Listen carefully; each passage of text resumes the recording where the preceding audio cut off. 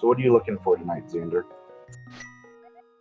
I don't know. I gotta say, like, nothing too trolly, but always just lots of fun.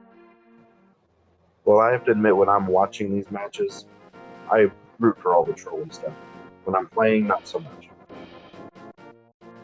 Yeah, I'm 50-50 with that. They're getting started out. Both are starting out at the house. Yeah, so they're heading to that first portion of escape. I'm guessing they're heading to Uncle there. Those of you not familiar with Randomizer, there's a standard mode and an open mode. The standard mode starts out just like the game. You have to do escape. But in the open mode, you do not have to start with escape. You can start at Sanctuary. The game assumes that it's at a state where you're already done with the escape, even though the chests are not open yet. And the big catch that comes with open mode is also you're not guaranteed a sword at the very beginning. Like you could see, usually the uncle gives you a sword. Here he just has a heart container, just like we're finding heart container in the church as well from LiteYear. Ripping out your uncle's heart, that's never a good thing.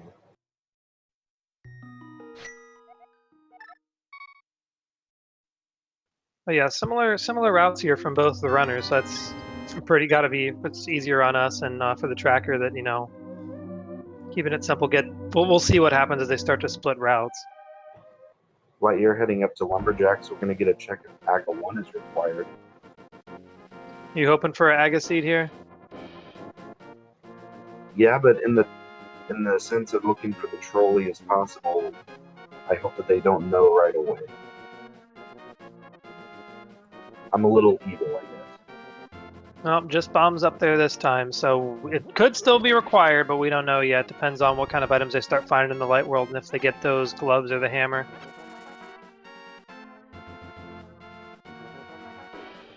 Heading into the Lost Woods, there are 2 free items you have to check.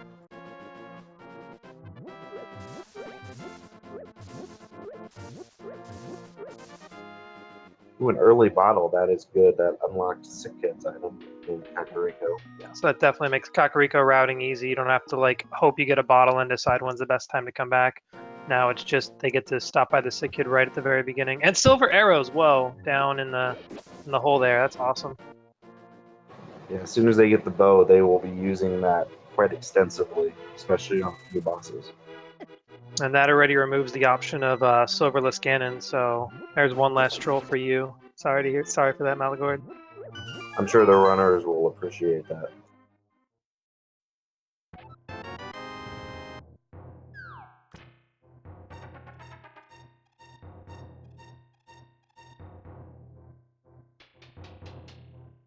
All right, have either runner checked the map yet? Have we seen where we got crystals or pendants? I don't think so.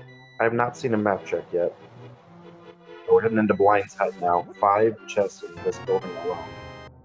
Yeah, fortunately, they did get those early bombs from some chests. Ooh, a mirror. But yeah, so with those bombs, they don't have to worry about rechecking Blind's Hut or the well. They can just get it all in one go, which is really nice. Also a 50 rupee, which means they will have 100 rupees for the bottle vendor check.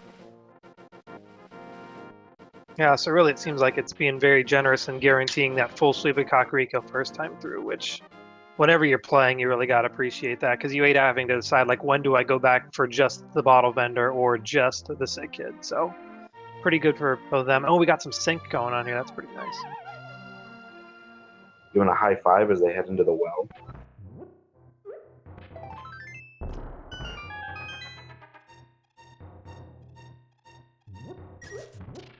Two bottles already, wow.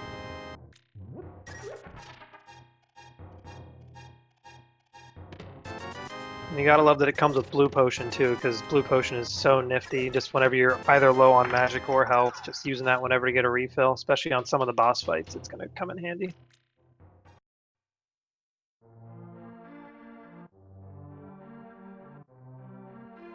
Well, unfortunately, that is not a good bee.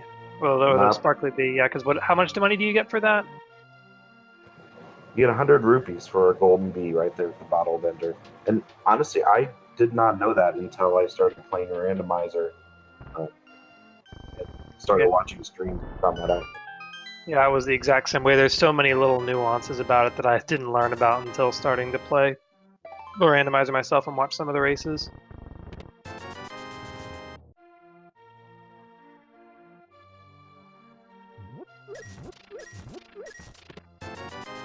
I guess you're about to see LiteYear's going to check what Sick Kid has for us. Let's see if it'd be anything nice. The hook shot.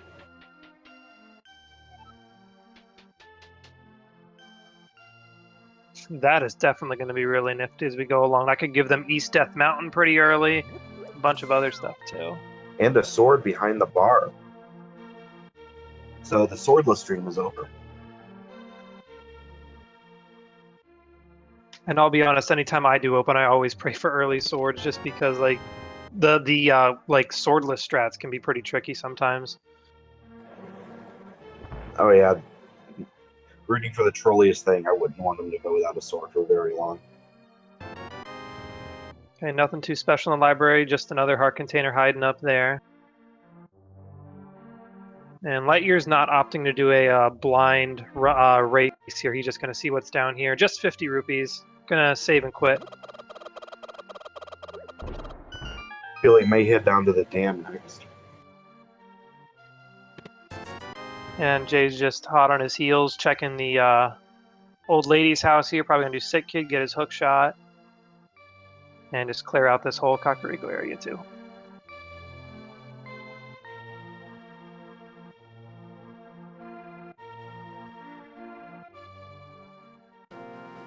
And I'm seeing some people with you in chat rooting for that early troll seed. So yeah. Yeah, it's a spectator favorite. It's not a runner favorite. Was that? I mean, you're hoping for a pedestal too, then? You always hope for the blind pedestal pull, actually. Oh, those are really painful. Oh, we have it in the dam. There was boots in there.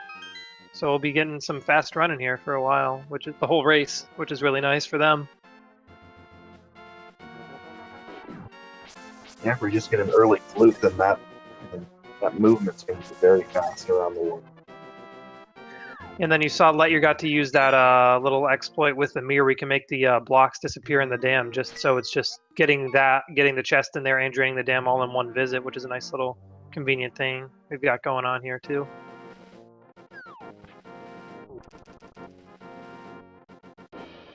And mini mold. Little trolling. Hookshot making this room pretty easy though, getting those quick kills on the mini Moldorms. Oh, well, here's the honeypot. My goodness. The Master Sword, the Moon Pearl, and the Hammer. I thought that wasn't going to end. Just 3 in a row and then 20 rupees in the last 2 pots though, the last 2 chests.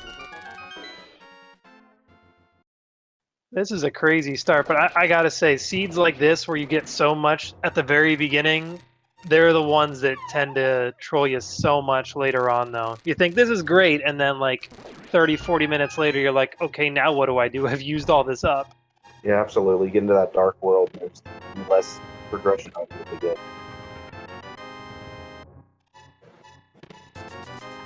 Yeah, with the hammer now and Moon Pearl, they're only 1 item away from not being an Aga seed. So we'll see if that Power Glove shows up anytime soon here. Also interesting if they will try the fake flipper trick with Moon Pearl. You can get up to the waterfall, do the walking on water. But they may not think about that without having the 500 rupees for Zora.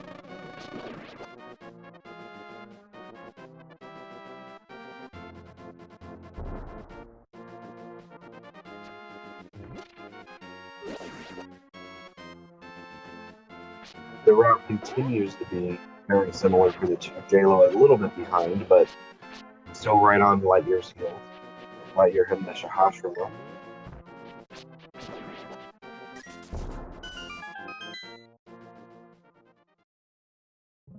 Looks like Green Pendant's going to be in Dark Palace this time around. And there's the glove, Shahashra hiding it. We have Dark World access whenever LiteYear would like to take advantage of that.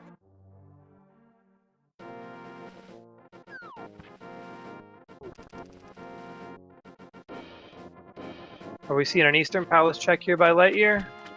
Yeah, it looks like he's going to head over there and check out the item locations there. Eastern, a pretty free dungeon to check early on. We are going to see some lampless dark rooms, most likely. Or at least one of them. There's a couple. I would guess we do. I think most runners these days know the Eastern Palace dark rooms pretty well. All right, then, yeah. So heading up on this first chest in the cannonball room, and Jaylow still just following behind. He's about to get the dam drained, so he's going to find a piece of heart, I believe is what was there.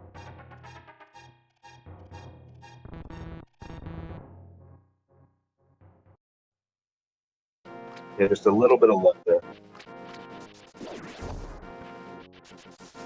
All right, and then LiteYear heading to the right side over here in Eastern. Having the hook shot's going to save him a little bit of time and movement here, which is really nice. Gotta love when you get hook shot before you make it in here, just to just cross the gap nice and easy like that. Getting the big key, too. Yeah, I was just thinking that hook shot makes Eastern Palace even quicker. You've got a bunch of places you can use the hook shot just to traverse some gaps. And we are seeing a little bit of differentiation here in their routes. Jaylow's going over to Agana Cave in the desert over here, which is one of those out-of-the-way places that a lot of people tend to skip just because it's not usually having anything that useful. But when it does, it can be a game changer when you get an early check like this. Yeah, only 5 rupees, so not a game changer this time. I feel like in this version, Agana is a very low percentage play.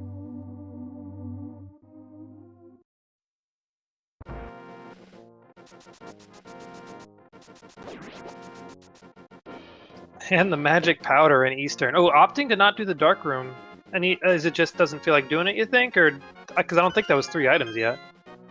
It wasn't 3 items, but I think he feels he has Dark World access.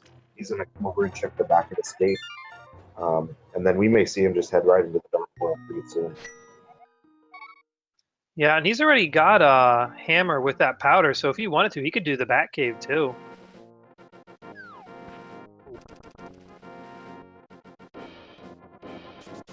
Okay, so 3 chests back here. Let's see what we got going on for LiteYear.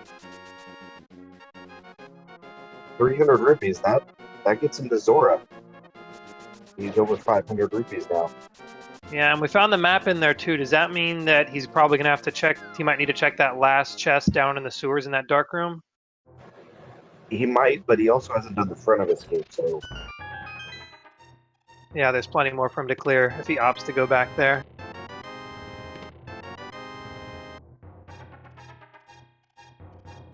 Both runners thinking Bonk Cave early. Always a fair option. It's right by where you save and quit anyway, right at the sanctuary. I don't blame him.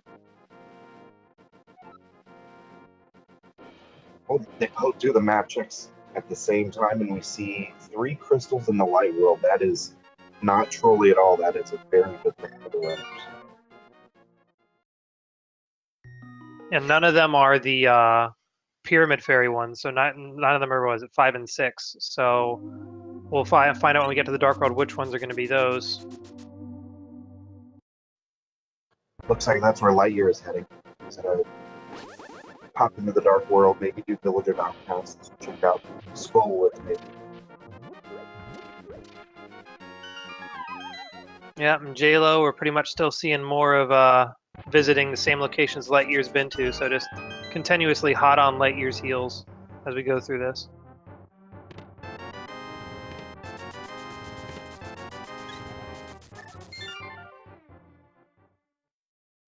Okay, and I just noticed that neither of them got a key in the in that area, so I don't even know if they would have had access to that chest in the pitch dark swords, even if they wanted to go through it without the lamp.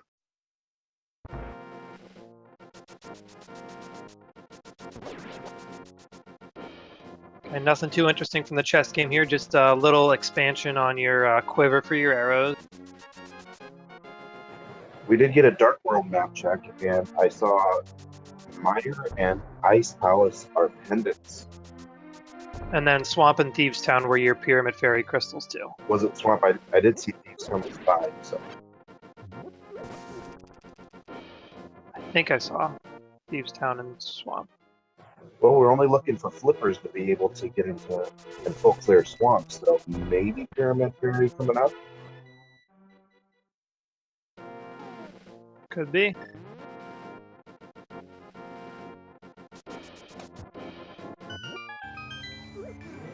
Jaylow making that same move, heading to Village of Outcasts, most likely. Might be doing a play to Skull Woods.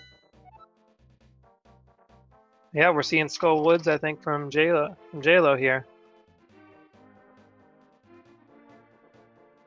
Marking down the map. So Turtle Rock is also a crystal. That means Key of Samaria is required. And looks like Jaylow changed his mind, headed to Village of Outcasts, maybe going to Thieves Town. Yeah, it's going to be interesting. Both of them chose to skip Skullwood, so that's not going to be any big game changer if something is there, at least for now. We'll see what happens later on. And C-shaped house is where LiteYear's heading, finding themselves a red rupee.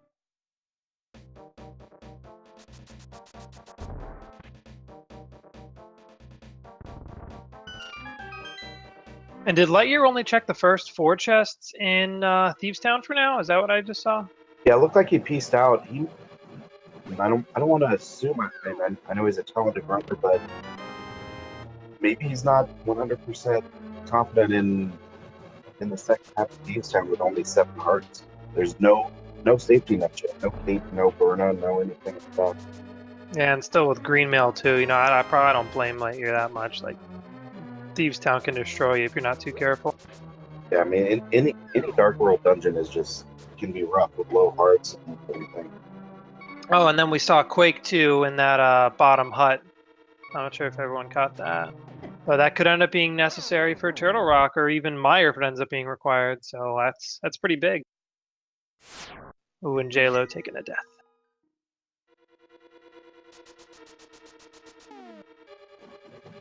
Just a bomb capacity upgrade at the digging game.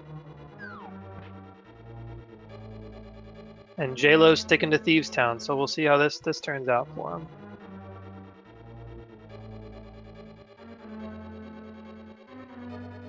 But you're heading into Southern Dark World, which means everyone's favorite cave may be coming up soon. And the nice thing is, since they've got the mirror already, we're going to be able to see a lot of these extra checks that we don't always get to see. Sometimes if you're trying to do all this mirror, so they can clear out a whole bunch more all at once, which is going to make this a whole lot smoother.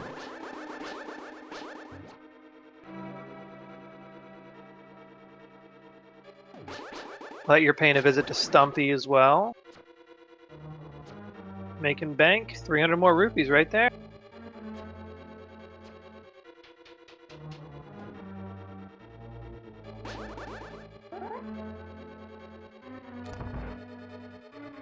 Alright, Jack, get ready. It is Hype Cave time. Not that Hype Cave has been very productive in version 26. I've got high hopes for it. I think we're going to find something big in there. I'm going to get some kind of safety item. Nothing for progression, but something that's going to make it easier. That's what I'm feeling. I'm feeling Tempered Sword. I'm leaning toward mail myself. Maybe a shield.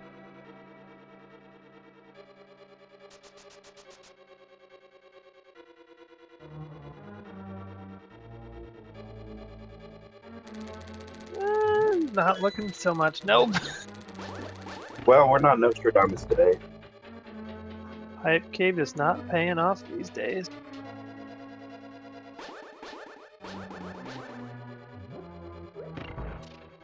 Yeah, that's why I never got into fortune telling. Jaylow now making it to the top of Thieves Town as well, so gonna be pulling out bombs, opening the way there, and with the hammer we are gonna be able to finish off the entirety of Thieves Town, so you don't have to worry about that big chest looming in the back of your head. We're going to revisit. Oh, and the lamp! We've got lamp now. The fire source. That is big. No more darkroom problems, and any torches you need to light for some dungeons too.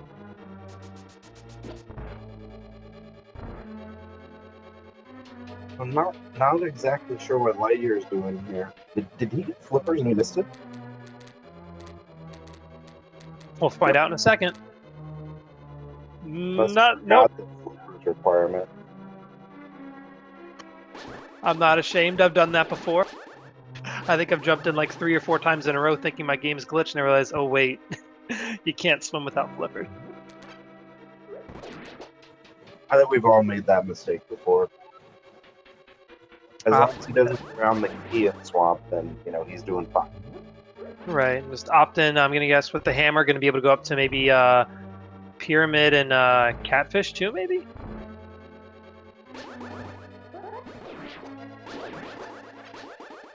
And with Mir, that could even route in Zora, so this could be a pretty great payoff with how many items they might be able to get to. Although without flippers, that limits a little bit. Just a compass in a blind cell there, but probably gonna head left to see what's in that big chest. Nothing on pyramid, just some rupees. Seeing good use of that fast speed using the hook shot and boots though, so keeping that fast pace going. And just bombs in that big chest.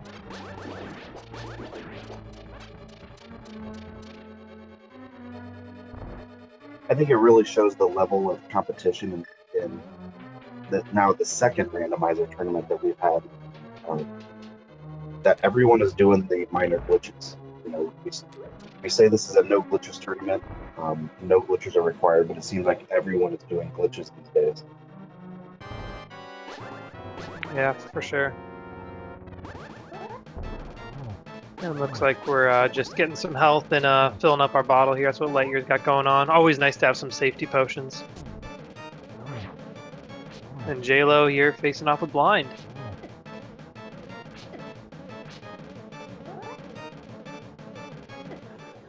Oh, and taking the death. That is a rough fight. That with green mail and no cape, no Cane of Brian. It is very.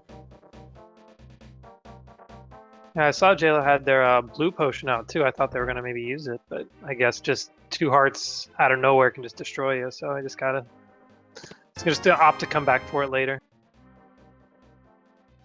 I feel like I'm seeing a lot of bombs here. Catfish just had bombs too.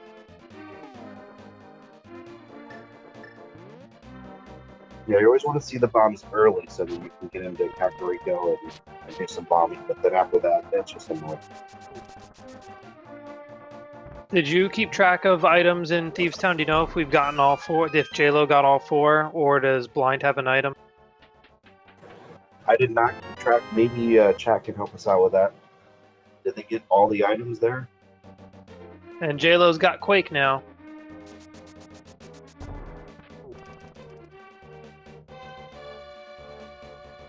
Just life lessons from Zora. It's 20 rupees.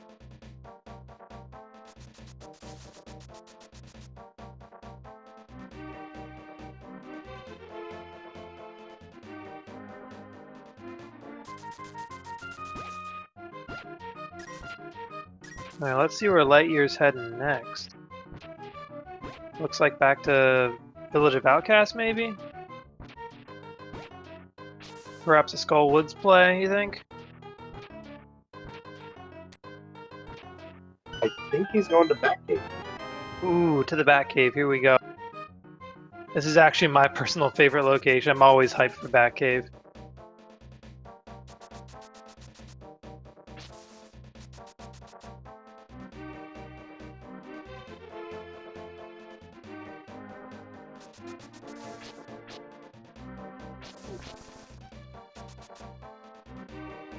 Alright, seeing the Mad Batter show up. I believe that's his official name, too. Fire Rod. Holding the goods. The Batcave. There it is.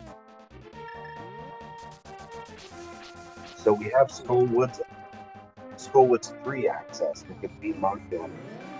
If we need it, we could get into Ice Palace once they find the Tidy's beds. That's right. They'd have to fake flippers to get there, which is possible, but yeah, besides that. And that's just me, again, rooting for the trolley seat. Needing to get into Pendant Ice Palace. Pendant Ice Palace, I gotta say, is probably one of my least favorite ones to see. Because, you never want to go in there And then, like, if it's a pendant, you want to check the overworld stuff just to clear it. But especially these days, it seems like going in a dungeon is always the right answer. So, yeah, we'll see where that leads this time around. Yeah, if I'm a runner, I don't even want to do ice unless I'm in go mode, even if it's a crystal. Yeah, that is one of those dungeons that has a really nice go mode, especially because of that bomb jump. Alright, looks like we're getting that Skull Woods clear up here by LiteYear. Using that fire rod probably to clear it all out in one swoop.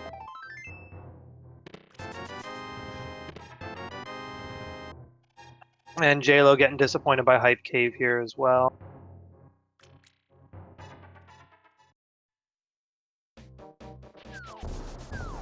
Only 2 items in Skull Woods, but they can be game changers sometimes. We'll see where this leads. It always seems like a better than average chance that Skull Woods has something good. And just as I say that, he opens up one room.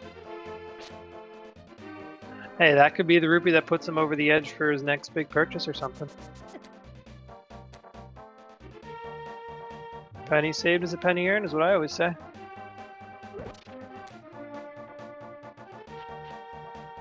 The Giftos fall very easily with the fire rod. Yeah, and with the trolley key placement, you see LiteYear had to visit this one room. The chest in this room he's just clearing out right now is always guaranteed to have a key, just because like they don't want you to get trapped in there if you fall in. But yeah, LiteYear had to go that way this time just because of where other items were placed, and they didn't get a key earlier. Jaylow saving and quitting. Let's see where Jaylow heads. LiteYear skipping the big chest. He did grab the big key, right? That was the first chest. I'll be sure to double check when we see a pause here in a little bit.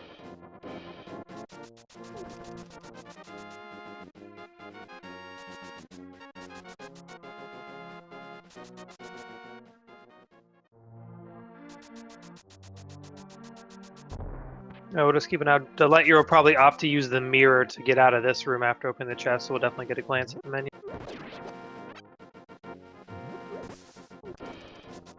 Or not. Yeah, never ask me to predict the future. Well, you got the same percentage as me. We're right at 0% here.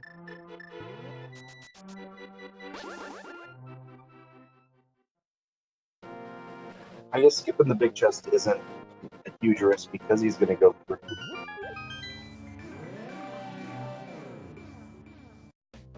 He's going to go through the Mothula fight, so he's going to check 2 more locations. He might just find the second item right now. I'm guessing LiteYear's hoping something's big is going to be in that chest to make the Mothula fight a little easier, because Mothula can definitely be tricky, especially like this early in with green mail and how many hearts looking at? Like 6 or 7, I think. Still the 7 hearts.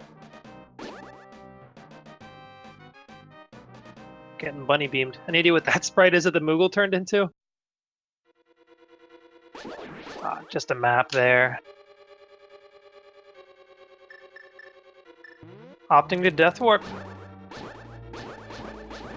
Not a bad play. Get some health back and also be able to clear. And Jaylow's actually at Skull Woods too here, but without the fire rod, I believe. So we might get to see a big chest check if Jaylow does get the big key.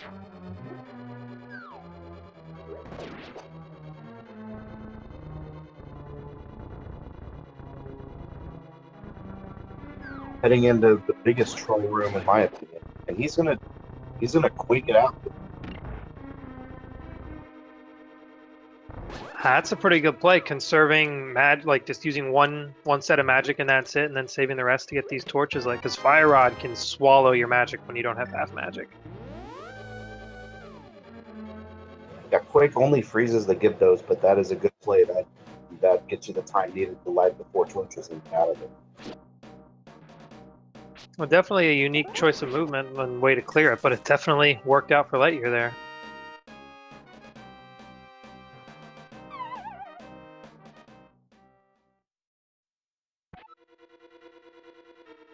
And looks like Jaylow's working from back to front with these chests in Skull Woods. So now Jaylow's checking these first chests after After that one in the back that needed that statue puzzle. LiteYear stopped to think there for a bit. Guessing not too sure on Mothil fight, maybe checking the big chest now? Yeah, low magic and 4 hearts. I don't know if he was 100% confident in a Mothula fight. I sure wouldn't be at that point.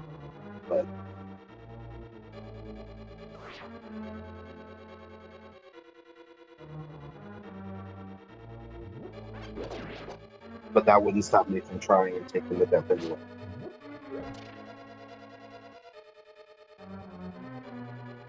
Ooh, thank you, Magius. It's so that the bunny beam sprite for the Moogle is a Celeste from Final Fantasy VI. So thanks for spreading that knowledge to us and anyone else who was unsure in the chat as well. So check the bumper cave ledge.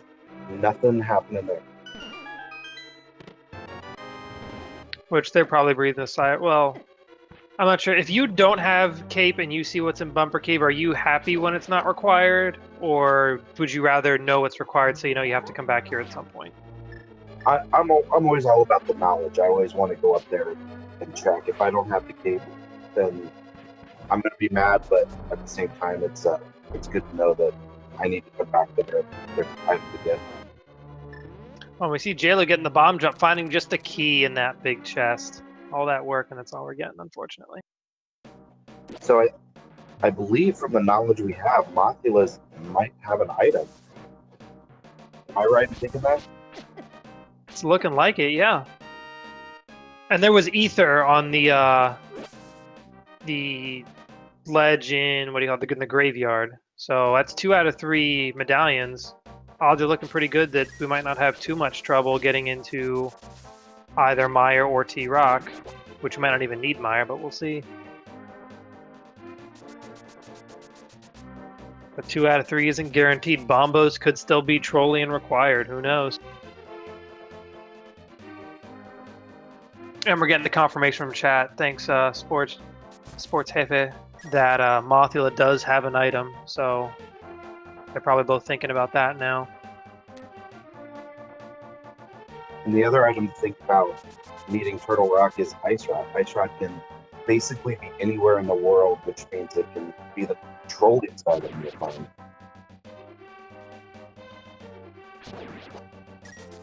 Indeed.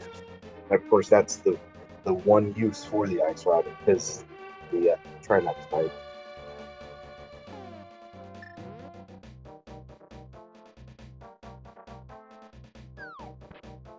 I'm going to guess LiteYear maybe feeling confident in Thieves Town now, because LiteYear has not made a Thieves Town play yet, except the first few chests. Yep, heading on in. And I'm guessing Jaylow's going to find Ether up here in a little sec, heading up that ledge.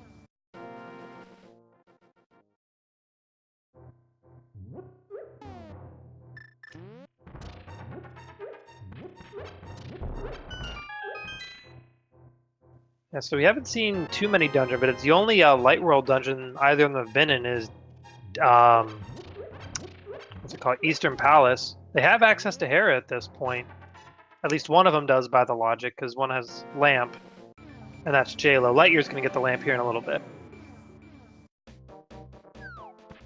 Yeah, they also have the hookshot. They may be wanting to route Light World and Dark World Deathmount at the same time, but they may have to start thinking about heading over to the eastern side there. That's true, because in order to do that Light World, Dark World combo, they need Titan's Mitts, but if Titan's Mitts is up there, then they could be trying to hold out for nothing. Ooh, Jaylow's at the King's Tomb. We didn't see that play from LiteYear, did we? Just 20 rupees, though. Or did LiteYear head in there? I might have missed that.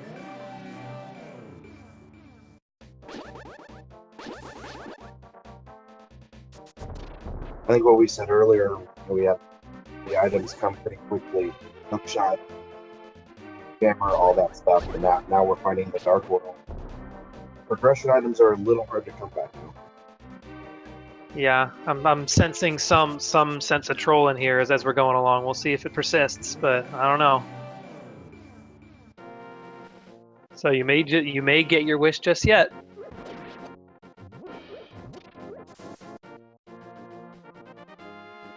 Oh, that's what happened. Okay, we didn't get a King's Tomb check because LiteYear jumped off the ledge. That's why LiteYear missed it. Fortunately for LiteYear, it didn't cost him too much. Just 20 bucks.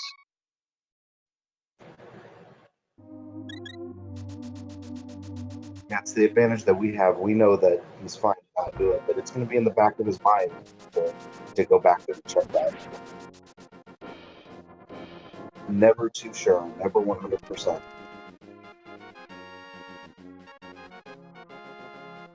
Is Jaylow making the play up Death Mountain now? Is that what I'm seeing?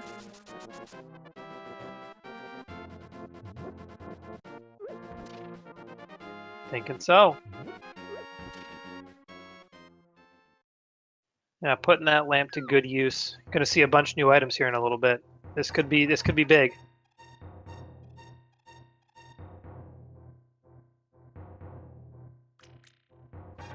Yeah, what are we gonna have? We're gonna have at least. He's gonna have about 10 items open to him on Death Mountain. Plus, when he goes into Hera, there's another 2 items in there.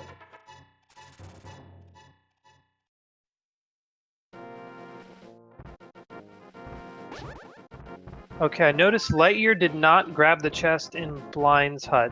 I'm guessing it's because LiteYear was counting items in Thieves' Town and knows it wasn't necessary. I'm hoping that's what it was. More than likely, yeah, he was counting items and knows that that was not required.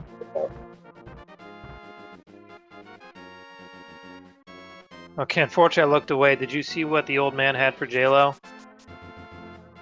I did not. I'm actually was focusing on the Blind fight here, and Blind Alright. him a little bit, but he's got that potion, so he's going to be all right. And there was a bee in a bottle on top of Spectacle Rock, and inside just a red rupee, so getting a pretty decent bottle collection this seed, which is pretty nice long term if you need potions and such. Yeah, that always helps in the end game to have some blue potions, maybe a green potion for trying. And there's LiteYear's first crystal on the board. So about 37 minutes in, our first crystal.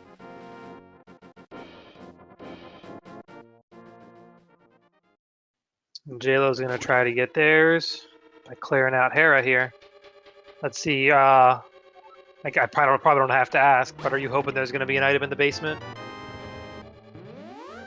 Well, at this point, he has the light source, so it's not going to be that big of a troll. So it's okay if there's not this. I'll give him a break. Oh, that's very kind of you. And here we see LiteYear getting that King's Tomb check, getting it off of the back of their mind.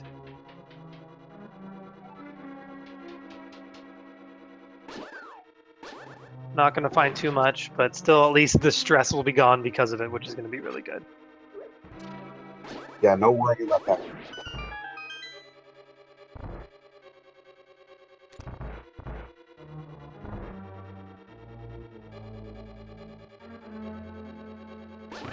And Jaylow swiftly climbing up Hera here.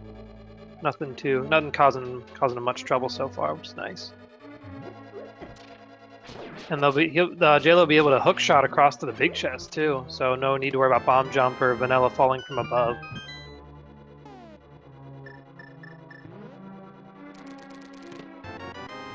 Oh, they're the flippers. So Swamp is activated now.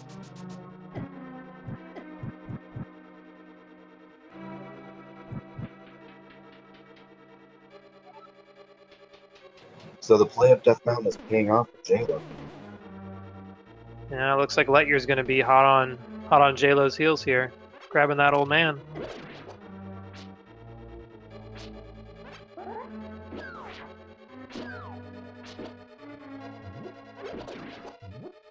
And we're going to see Master Sword Moldorm here. Hammer would be stronger, but getting the hits with Hammer can be tricky, so we'll see how Jaylow decides to handle it in a bit here.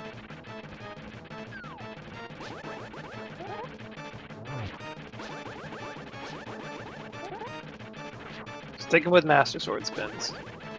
Sounds good to me.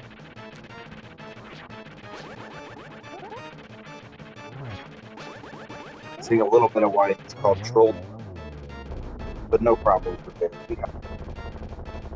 Yeah, a few misses, but didn't get knocked off entirely, so to me that's a clean fight. To me, that's an excellent fight, not getting knocked out by Mulder.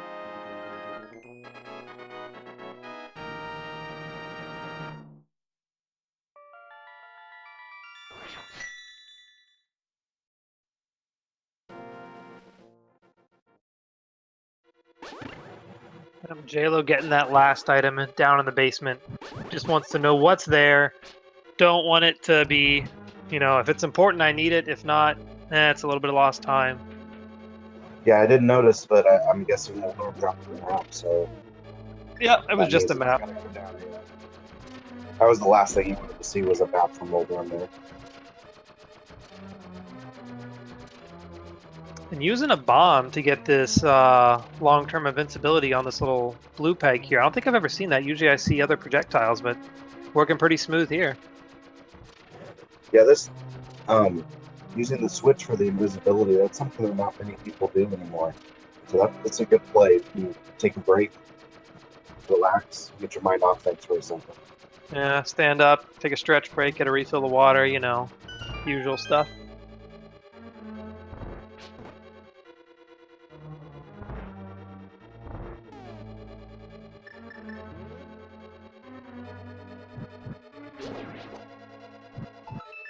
But is this going to pay off? Well, it paid off a little bit. He's got some red goo in another bottle, but no progression argument. All the bottles have been found at this point, though.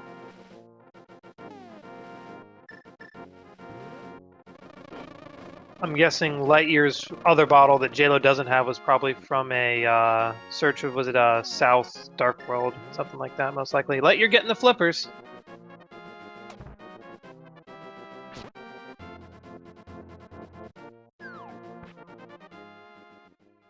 So they have just about the same amount of access. LiteYear a little bit more with that fire rod, though.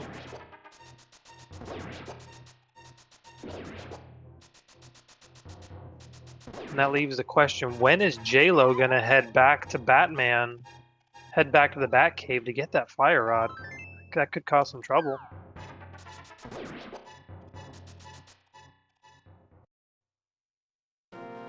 I'm thinking it won't be very long for Jaylow. He's probably going to do that all at the same time. Get the blacksmith, do the hammer peg cave. All that stuff is available right now.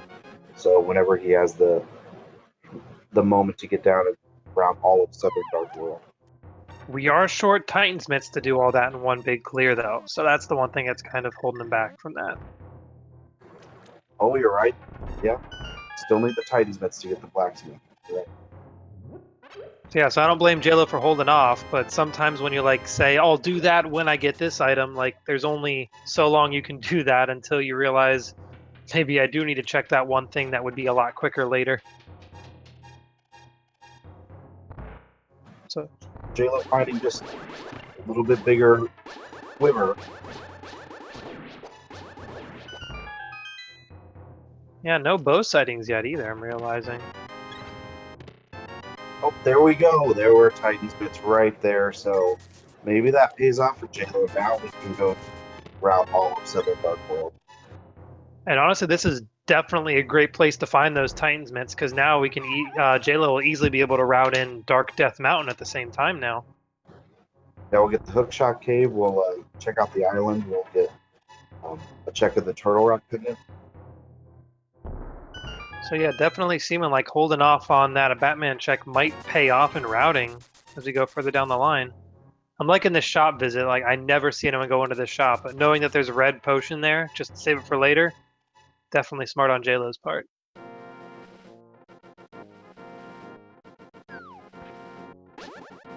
Oh, and I'm just seeing from chat, Jaylow doesn't have powder. That's why we haven't seen the Batman play yet. Powder was from Desert Big Chest, Eastern Palace Big Chest. Yeah, that would be a good reason that he's not going to Batcave. Yep. And he may be thinking to not go back to Eastern until he finds the bow, so he can get that all done in one swoop. But I don't know, that may be the play he's got to do. So that's right. So the same thing with the concept we were having before about not having Titansmith yet, so holding out. The same thing now holds for the bow. for getting into Eastern for the big chest. Didn't see anything too special on that floating island up on top in Death Mountain either. And we're gonna need Ether, which both runners do have, fortunately. That was in the graveyard ledge.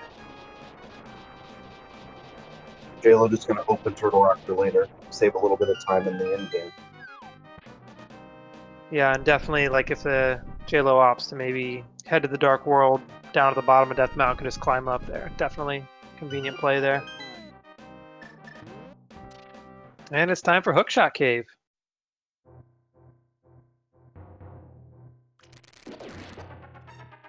And over on LiteYear's side, we got LiteYear's about to grab the mitts in a moment here, which is going to be great. LiteYear's going to be happy to see that. Well, there's the ice rod. So the trolling ice rod has been found. And we got ourselves a shield as well. So any concerns about health from earlier is pretty much gone now. They found quite a few heart conditions up there at that mountain. I was thinking the same thing. The fears they had earlier about, like, maybe they don't want to deal with Mothula or Blind yet. I think their confidence might have gotten a decent boost from all those hearts they've been seeing.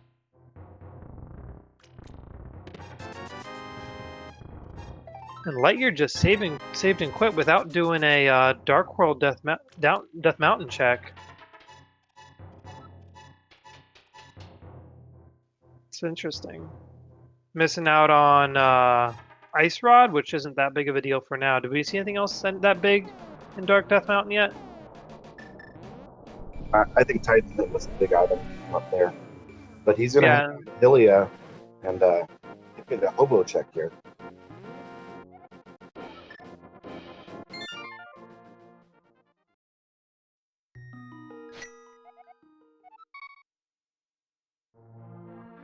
And then we're going to see where Jaylow's going to head too. Might be doing the exact same play since Jaylow's heading to the heading back home to start. Blue mail, here we go. I think one of the best things with the custom sprites that we have is seeing how they change from blue mail to red mail. And I didn't really see much of a change to the Mook sprite there. I believe I've seen it before. It's very subtle. The little dot that's like floating on top of the Moogle's head is now blue. Yeah, that is very subtle. Personally, I'm a fan of the Samus sprite. You know when you've got a different mail on the Metroid sprite there. Yeah, it's a pretty cool one for sure.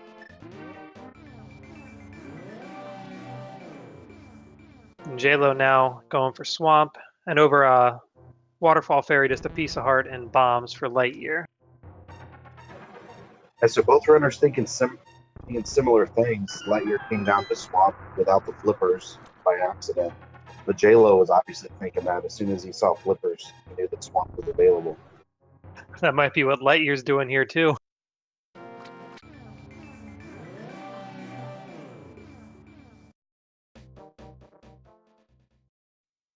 Okay, so as we're seeing the items we've seen so far, how possible is a pedestal seed at this point? Is it even still an option?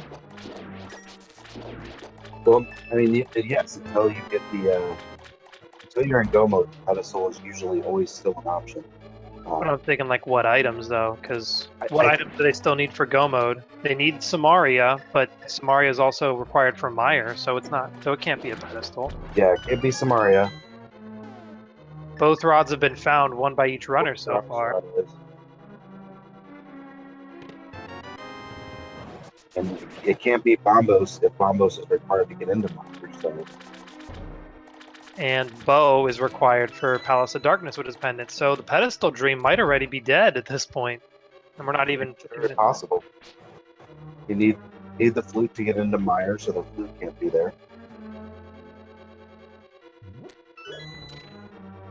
Yeah, in the case of this seed, flute isn't even required for go mode either. So flute would be a nice item to have, but you know, you might not even see it at all this seed. Okay, correct me if I'm wrong. I could very well be wrong about this, but we could see the book on the pedestal to get into desert. Am I right about that? That is possible, I believe. Yeah. I told you I'm evil. That is probably the most evil thing I can think of right now. Honestly, that would be the most hilarious thing ever. And besides the fact that, well, no, if we think about it, if Book is there, that means that they would need to get Flute to beat Meyer. And if they get the Flute to beat Meyer, they'll already have gotten the mirror, and they can just go to desert with the Flute. Yeah. So yeah. So it could be there, but it doesn't matter. Yeah, I do think the pedestal dream is dead. I feel like this might be one of the earliest pedestal dream being dead times, like not even an hour in and we're already realizing that's not possible. I'm liking the big key early from Jaylow here, just getting a lucky placement so you can just check this big chest right at the very beginning, not having to worry about visiting, like double checking the big chest, and opting to skip the left side of Swamp. Yeah, that is nice. Not the worst is when Argus has that big key and then you have to come back in to get that big chest.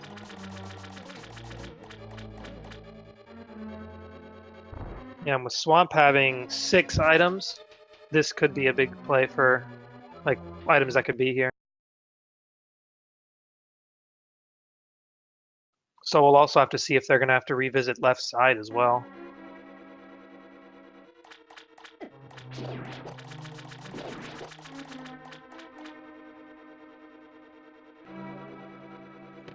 I know in my experience, oh, tempered sword. That is look at that. Trinex and Ganon fights. And LiteYear is doing left side here, so we'll see if this pays off one way or the other. Perhaps Jaylow will step back in and do left side anyway. Who knows? We'll find out. And there's the 3rd medallion. So even if even if we didn't know what the medallions were for each dungeon at this point, it doesn't even matter because we got them all. And Bombos will help if they do need to get into Ice Palace. That's always makes a couple words easier. And where I was going a second ago before Tempered Sword popped out is, I know that Waterfall room has had a lot of good stuff in version 26, and it didn't disappoint. It had Bombos, the final medallion. Another use of Quake and Jaylow in this water room. That was pretty interesting. It's a good way to clear the room. I'm not sure if I've ever seen it used.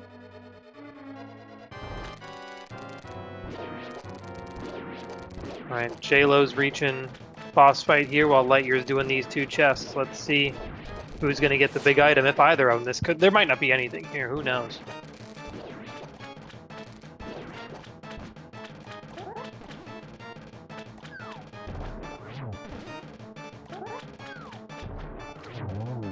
Nada, nothing yet. Did you like the Russian? That's about all I know in Russian. I'd give it about a 5. I'm not sure what out of, just a 5. You're very generous.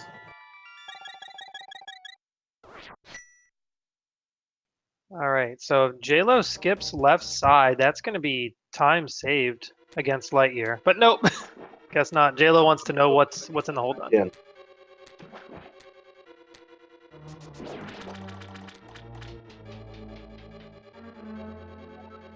And again, I can't blame him. You know, that knowledge, if you don't know, it'll eat at you a little bit. So, you know, we have the knowledge, but he does not. So, I can't blame him for it. I am definitely a fan of leaving no stone left unturned. So, nothing wrong with Jaylow's play here.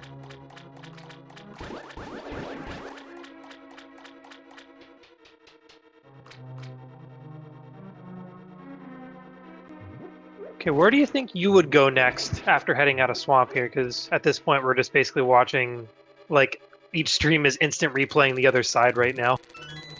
I was actually just thinking about that. I would guess you want to go back to Skull, and especially if they know that Mathiel has that one item. It's only one item, but it's also a crystal. Just always try to be in a crystal dungeon is my philosophy. So Ice Palace being a pendant, that's a definite no for you at this point? Well, you got to start thinking about it, and same with Pod, too. Although they could get Bowlock pretty quick in Pod. But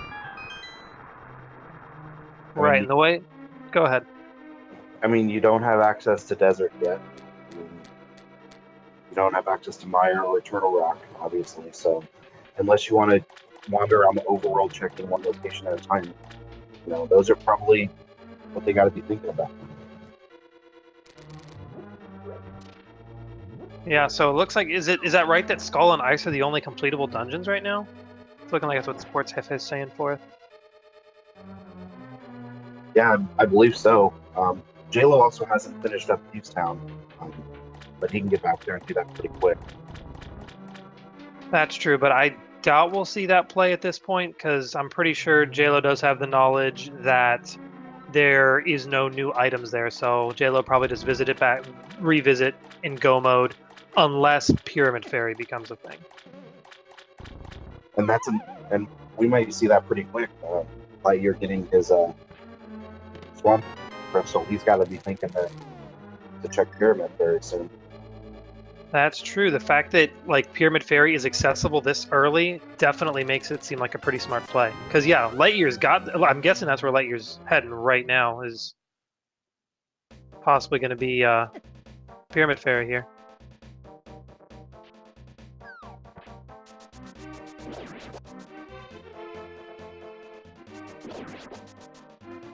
You don't need to use the pegs to go to the light world. Just the mirror. He doesn't even need the light world. He just has to go up.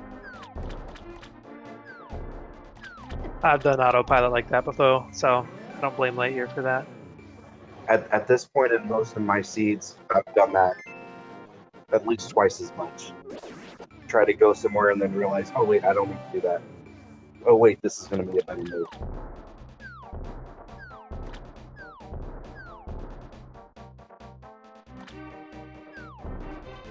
You get so many things going in your head, where to go next, what you can do, what you need to accomplish. You just brain fart, really. Yeah, and Jaylow, I'm guessing, is heading to Hobo right now. Interesting that they're opting to swim in the Dark World and then mirror on this little spot, I guess. Just to keep the portal close by is what I'm thinking. Yeah, he can just jump out right there. You see that right up there, and maybe head up to Pod at the Pyramid. Samaria and a toy shield for LiteYear and Pyramid Fairy. That was the play. Samaria and Pyramid Fairy, that is huge. That gives him quite a substantial lead right now, I believe. Yeah, because that's Samaria as well as Fire Rod from the Magic Powder, and Jaylow's not heading that way right now because Jaylow's still waiting on Bo. And that also unlocks Turtle Rock. We always like Turtle Rock and Go mode right before Ganon's Tower, but Samaria, Fire Rod, even the hook shot, he can check that first floor of Turtle Rock pretty easily. Yeah, and LiteYear's not having Ice Rod yet, so who knows if LiteYear might decide they want to head up there into Turtle Rock and hope it's in there. We know where it is. It's in a hookshot cave, which is right by Turtle Rock, so I'm guessing there'll be a hookshot cave check before then. Yeah, that'd be the smart play when you're heading up to Turtle Rock to do hookshot cave then. I'm guessing when LiteYear is heading up to Turtle Rock, they'll check that hookshot cave and probably just breathe a huge sigh of relief when they see that Ice Rod.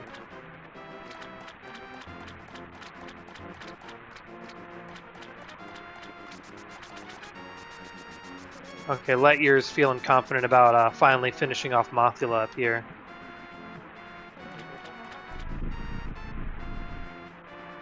And Jaylow about to be disappointed by Zora, unfortunately.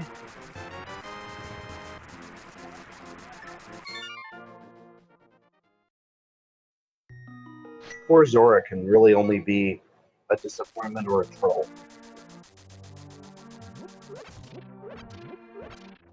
Being up there in that corner by himself, if he's got a good item, then you just think, oh, what a troll he is. The worst would be if Zora is vanilla and gives you flippers, because you never want to go to Zora without flippers, because you want to be able to swim around that whole area too. That's very true. And it looks like Jaylow's going to try the front of escape here. I honestly had forgotten that neither of them have done first part of Escape. Yeah, they've been, between the two of them, been finding most of the items. So yeah, it seems like, I don't know if, like, knowing what we know, I don't even know if we think Escape's a good play, but Jaylow's still looking for a decent amount of items with Fire Rod, which is going to take powder, and some other things too. We need to see Book or Flute at some point to get into Desert. Yeah, Book or Flute needed for Desert, so, and those can both be here in Escape, so this could be a good play. This could flip this this lead right back into a toss-up.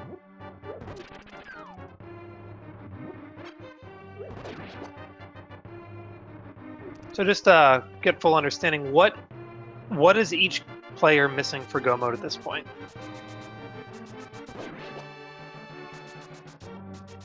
Well, LiteYear does need the Ice Rod, but again, we know where that's at, and we know that we're pretty sure that you won't skip it. We're pretty sure that you'll know to go to Okay, and then they both need the bow. And the bow, of course, yeah. So LiteYear needs Ice Rod, Bow, and then Book or Flute, and I think that might be it then. And then on Jaylow's end, it's Fire Rod, Bow, and then Book or Flute. But Jaylow doesn't realize it, but Powder is also needed for Go Mode. That's just a special case because of Batman. Yeah, that's right. And as chat's pointed out that Sports Hefe saying that it's going to fall into place for LiteYear. That's probably pretty true. He just doesn't know it yet.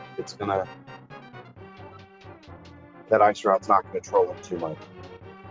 Yeah, the only thing that can mess with LiteYear at this point would be a Trolley, Flute, or Book. Or Bow, I suppose, too. Mothula just dropping the 3 bombs, the triple boom.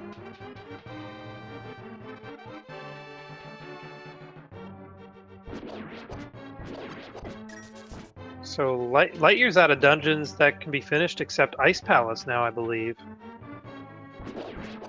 Could go to T-Rock if they wanted to, though. Yeah, T-Rock, by our knowledge, is able to be finished. But he doesn't have Ice Rod, so he may not make that play yet. And that last chest in the sewers was just a heart container, so if anyone was wondering, back of their head, who would wonder what was in there, nothing too big. And it looks like we didn't get anything in general from the escape sequence at all.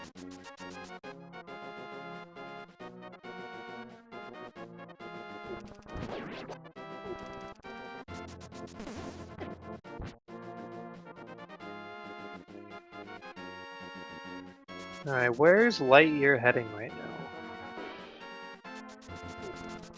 Maybe the Blacksmith Purple Chest combo? Looks like, yeah, get with Titan's Mitts in hand, yeah. That's what I'm seeing for sure. Just kidding. What is that, 0 for 3 on me on predictions? Oh, don't worry, I think in my head I'm 0 for 20. Nice, but yeah, just grabbing that safety heart from the library, it doesn't take that much time away, so, you know, can't blame him. No, that's a pretty good play. You know, every extra heart helps, and especially in that end game. Trinax, Ganon, they control.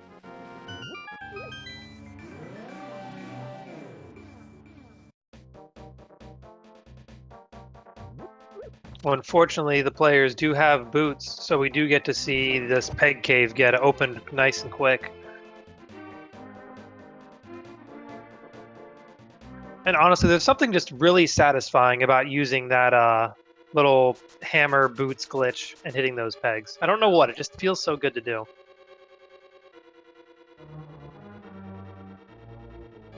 Just for 50 rupees though, so the hunt continues.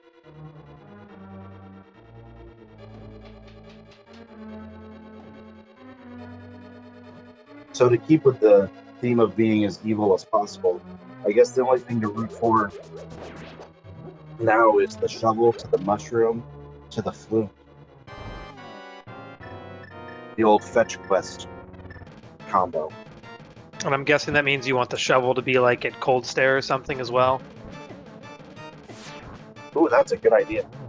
Maybe I'll try that. I don't even know if that's possible, to be honest. It could be. I'm thinking like there's nothing stopping them from finishing Turtle Rock like based on where the items are at this point.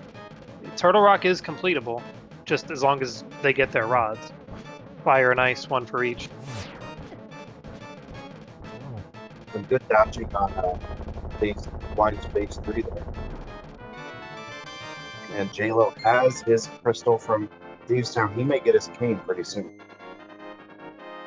I'm thinking so, yeah, knowing, oh look, Pyramid Fairy's unlocked. Definitely a good place to check. That lunchbox, they just had a piece of heart in it, so nothing too much there. So let's see where LiteYear decides to head.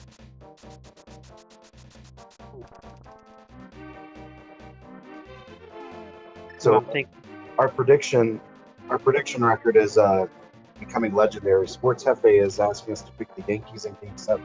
I'm guessing he's an Astros fan. Yeah, I don't do sports ball. Sorry. All the sports. Sports Hefe is calling book on Helmasaur. That would be interesting.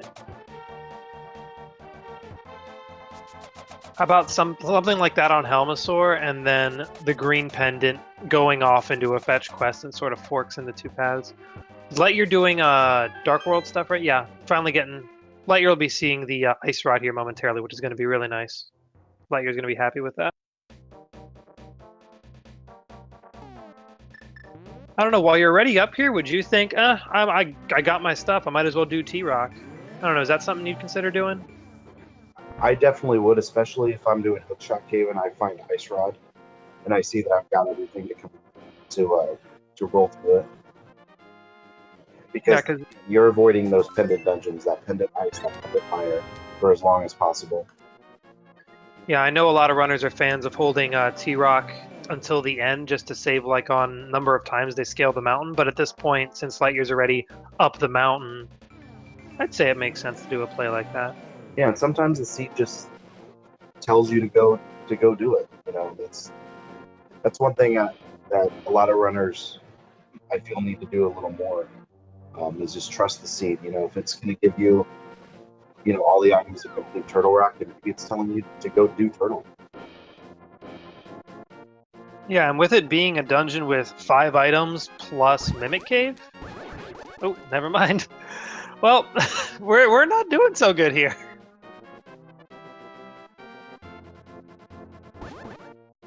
Opt to skip on those 6 items for now. So when they finally reach T-Rock, we'll see how that turns out. But yeah, once again, failing to make the call. We're missing out on a lot of guesses. And just before you saved and quit, I was going to say that, you know, I've even seen the bow in Turtle Rock. I've seen it on the laser bridge. I've seen it in the roller room after the 4 torches. So, you know, that could be where we're going to find the bow. But it looks like he's going to dip into pendant ice. I think the favorite item I liked seeing up in the Turtle Rock area was the lamp in Mimic Cave. Obviously, that can't happen here, but I found that very amusing. And keeping on that theme of where the bow is, I've also seen the bow on Cold Storage, so this could be the right play as well.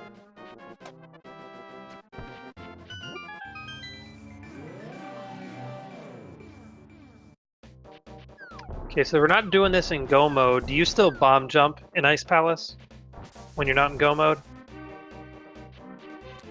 Yeah, I think that's the right play. That way you don't have to come back up to these few lobby rooms.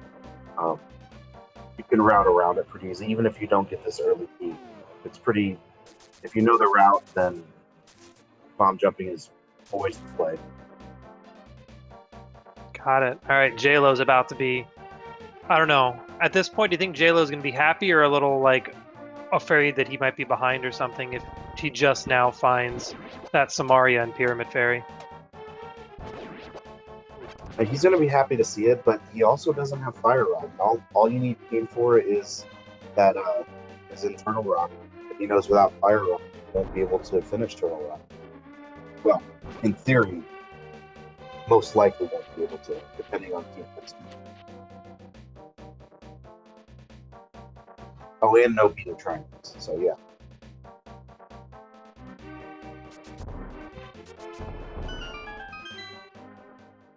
Yeah, but I can see Jaylow opting to avoid Turtle Rock a lot more than LiteYear would, just because Jaylow still doesn't have the Fire Rod. So, for Jaylow's sake, we just gotta hope we see Eastern Palace play there, even if it's without Bow. And we never saw what was in Vanilla Big Key Chest in Eastern either, because it was one of the lamp locked rooms. So there could be an item in there too. Yeah, LiteYear left before he checked that chest.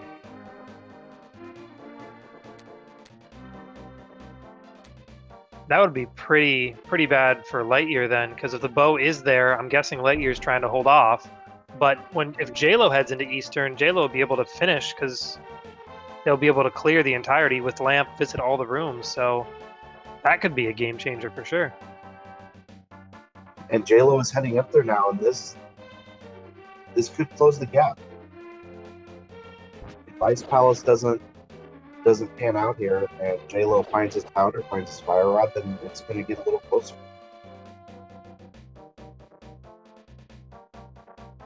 All right, let's see if we can predict. Do you think Jaylow's going to go into Pod first or Eastern first? Because they can't finish either.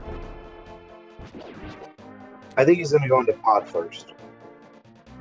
I was thinking the same thing.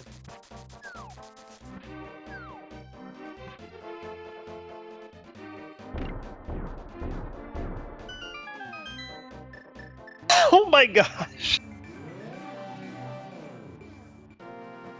We can't even get the 50-50s right. Look at that. I honestly thought that picking Pod first was like a free prediction. I will say Eastern is the crystal, so this does make sense. I'm starting to get the feeling they have our commentary on, and they're just trolling us. Say, oh, he thinks I'm going to do Pod, well, I'm going to do Eastern. But this is going to pay off. This is going to at least partially pay off for Jaylow that they're going to see the powder. We'll see what happens. If the bow is in here, then it's going to super pay off. If the bow is in here, then that completely flips this race.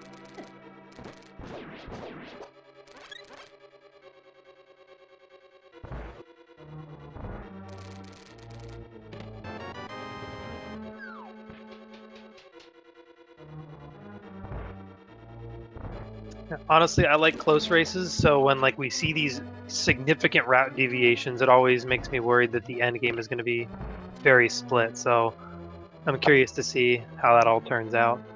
Yeah, I think this is one of the magical things about Randomizer is there's, especially at this point, there's so many options. It doesn't seem like there's so many options, but there's just so many route differences, and really can't fault anybody for the route choices that they make.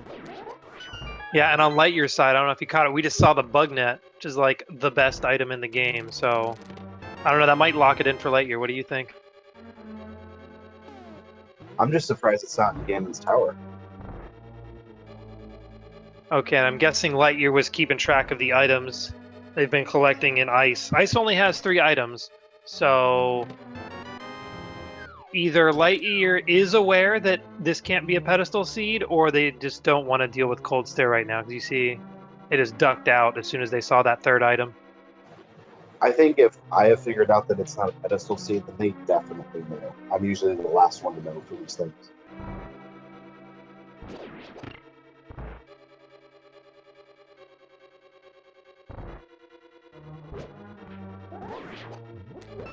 Okay, LiteYear heading east here. It looks like we might see LiteYear doing the same pod Eastern combo. Or not having second thoughts. Yeah, they're definitely listening to us, and you just pieced out as soon as you said that.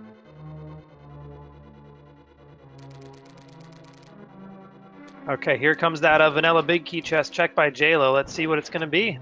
Yeah, Jaylow has his powder. I'm just hoping that kind of points him to go do backflip.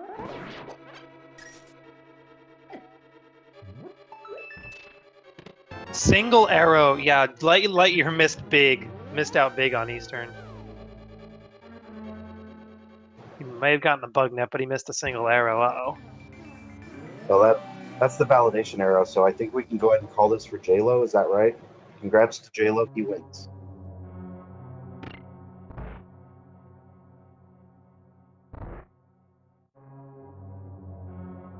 Okay, LiteYear finally saying, okay, enough's enough. I gotta know it's an Agonist Cave now.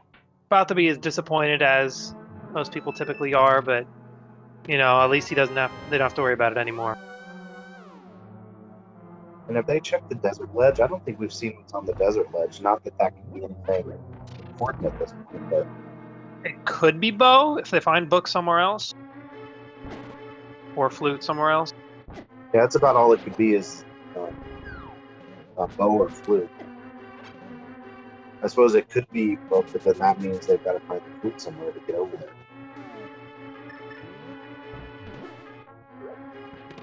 Okay, there's the big key for Jaylow, and Jaylow's heading to the back.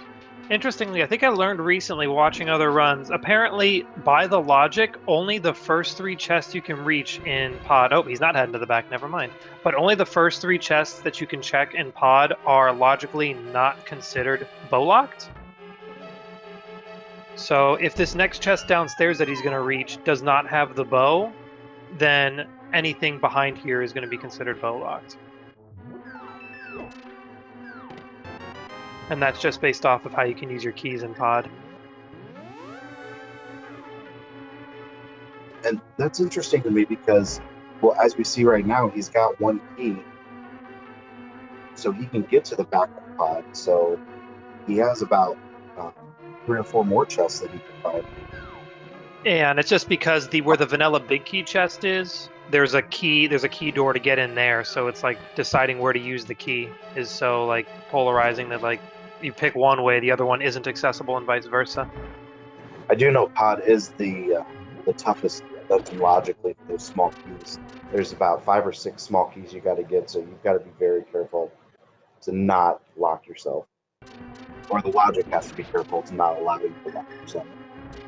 Exactly. So if he finds anything useful here, that just tells us that, like, let's say the, I don't know, if the flute is here, that just means that you can get the bow without using the flute, basically.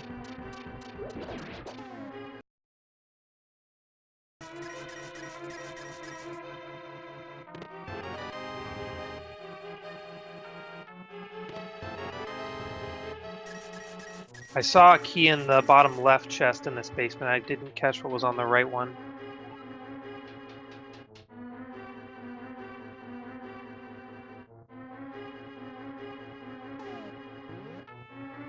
And LiteYear's finally clearing off this last chest in Eastern, so that won't be in the back of LiteYear's head anymore.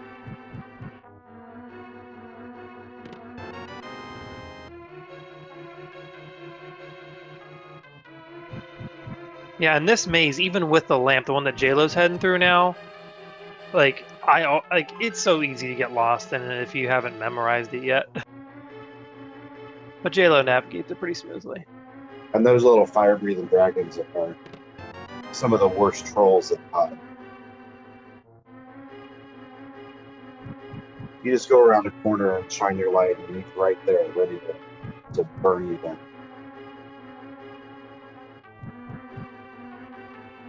But nothing found really, even here in the back of pod. So what's the next step? I don't know, but I'm looking over at LiteYear's side. I'm afraid to call anything about the next step because it's going to be the opposite of whatever I say. But yeah, LiteYear looks like going to follow Jaylow's steps and do some clearing a pod now. Jaylow getting the mirror shield. That'll definitely make T-Rock laser bridge a whole lot easier. Yeah, this seed to me is just pointing right to Turtle Rock. Again, you want it to be the last thing you do before Ganon's Tower, but I don't think the seed's going to let that happen. Right, and actually, by the logic, laser bridge does require either a Cane of Berna, cape, or mirror shield, which usually you don't see the mirror shield being the one that's required by logic, but we haven't seen those other 2 items. So getting this mirror shield really is screaming T-Rock to these 2 at this point, I'd say. Yeah, unlocking the laser bridge, that's everything in T-Rock is unlocked, and you can find the bow there, you can find the flute there. Well, at this point, bow can't be because the mirror shield was technically bow locked. But if we do find cape, then it could be. And looks like Jaylow is going to do the back cave, so he did not wait very long after getting that powder. So a little earlier when I said LiteYear had the advantage, I think that's kind of disappeared right now. Jaylow making a comeback.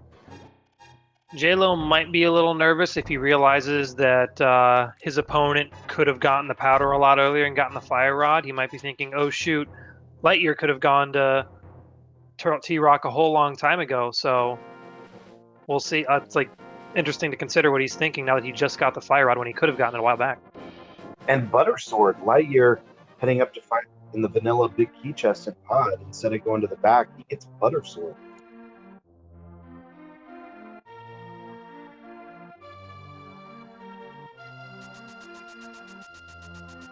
And a little bit of chat conversation about the pod keys there, and Magus is telling us that the next version update is going to fix that is not going to be considered bow locked in the next version. I don't know if they can do that. Like, they'd have to make it clear. We'll see. But I do know, like, just based on how you end up using the keys, like, if you do it the wrong way, you could make yourself bow locked or something like that. So we'll see what happens as logic gets updated, I guess. Looks like LiteYear's making that T-Rock play, saying enough's enough. Yeah, but we said that last time, didn't we? What else could LiteYear possibly be doing right now? I don't know. I just know we're not very good at predicting, so. But yeah, it does look like that's what he's doing. And I guess LiteYear could have been heading to Ganon's tower, possibly, right? Oh, I just caught at the end of it there. Jaylow got grabbed by a Wallmaster there, unfortunately having to reset, going through Skull Woods. Grabbed the key before getting grabbed, though, so that's nice.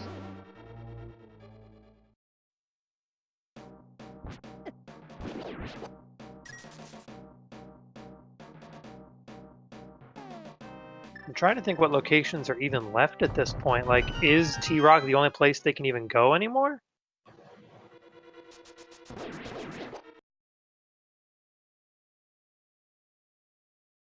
Yeah, other dungeons weren't accessible. I'm trying to think, are there any other overworld locations? And I'm leaning towards there might not be. I think they've done a pretty good job of clearing it out. And Magus Spike Cave is a location, but yeah, they don't have by the logic there can't be anything there right now. It'd be considered a sequence break because they don't have cave or blue have 15 hearts, and 15 hearts is what's needed to not need that cave or king. They'll be able to survive, but I think by the logic, one of those items are required. Okay, yeah. Although sequence breaks can be a big game changer. Well, there's the key. Never mind. Talk about being inaccessible. It's accessible. Basically, anything I say, the opposite is about to be true. All right. Well, I want you to say I am not going to win $1 million tonight.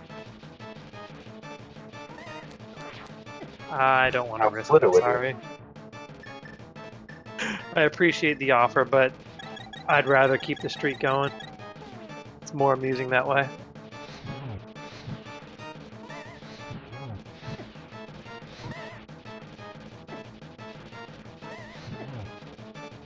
And Jaylow finally with the fire rod saying, "Good, let me do Mothula," and I'm not sure. Did Mothula have an item? He did, but I think it was 3 bombs. Is that right? Yes. So Jaylow was hoping maybe this will be the item that gets me somewhere else, but I mean, you had to do it to get the crystal, but it's not opening up anything new, unfortunately.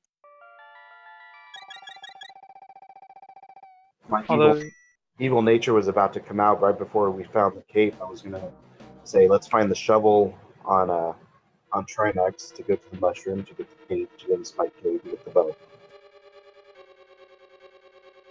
I don't know, would it be trollier to have something good in Spike Cave now or in Turtle Rock? Because Turtle Rock's like a decent climb, but like Spike Cave is quick, but they'd have to choose to leave the dungeon. Yeah, LiteYear at this point, he's got that cape, but he's not heading out for Spike Cave yet. I think this is the right play. Stay in the dungeon, see what you get. Okay, do you think LiteYear's going to head to Spike Cave? Ooh, Red Mill's always nice. Good grab there for LiteYear. But yeah, do you think there's going to be a Spike Cave play by LiteYear after this? I think if we don't find what we need here on Turtle Rock, then yeah, he's up there. I think the cave kind of points him there a little bit. So basically what you're saying is LiteYear's not going to go there. Basically, yeah.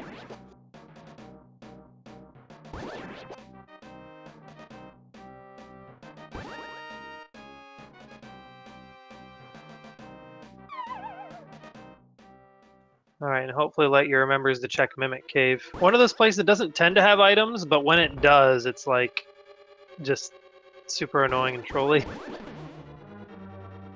I remember in the last term, I'm not going to name names, but one of my favorite runners, lost a race in the last tournament because he did not check Mimic Cave. And I'm looking for the chest Jaylow's checking, I believe by the logic, is always guaranteed to be a key, so maybe Jaylow needs the key to unlock certain other chests that are still locked, but did not need to grab that chest just by the fact that it can only be a key. And here we go, LiteYear, going to check that Mimic Cave. Cleared it pretty smoothly, too. That can be a struggle if you don't know a nice pattern to move through it. Nothing much. Well, it gave him an extra heart and a refill.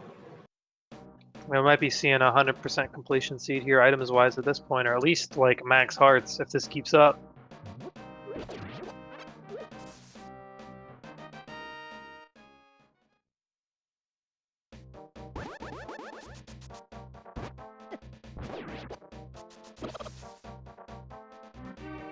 Yeah, so right now, both runners, 4 crystals, the same 4 crystals. LiteYear's a little bit ahead, and T-Rock heading towards that 5th one, but we'll see what happens here. Okay, with Jaylow opting to go to Mountain Cave, it looks like T-Rock's probably what's going to happen. The one thing I was thinking is LiteYear has the Ice Palace knowledge that Jaylow does not. But Jaylow is thinking, I don't want to do a pendant if I can clear a crystal, so let's do a crystal. Yeah, with the pendants, they both have already dipped in the pot, and LiteYear's not accessible, so yeah, this is really the play.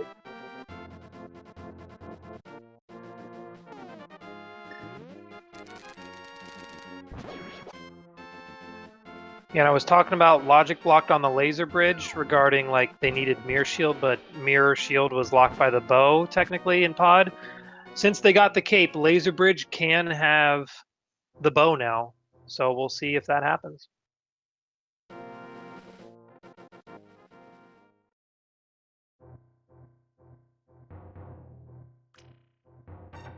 Interestingly, it looks like you had to go into this cave at least a lot, like by the logic, unable to complete it. Like you get the cane from. Oh, there's the flute. We've got a flute.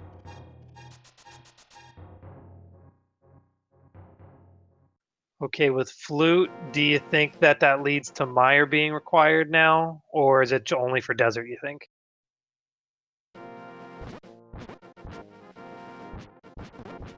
Well, it has to be only for desert. You flute in there, you can mirror out and get into desert there. Oh, also, quick note: LiteYear opting to bomb that door there and go outside, just marking a little checkpoint in case they die on the way, like during the Trinex fight. Definitely a good safety strat to do because you don't want to have to go through T-Rock all over again. This is how long it is. Yeah, that's one of the great things about T-Rock is you've got those 2 checkpoints. I use them every time, I'll admit it.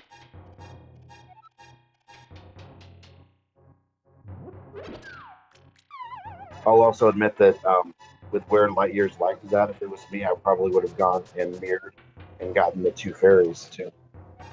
But LiteYear probably a lot better than me with trains.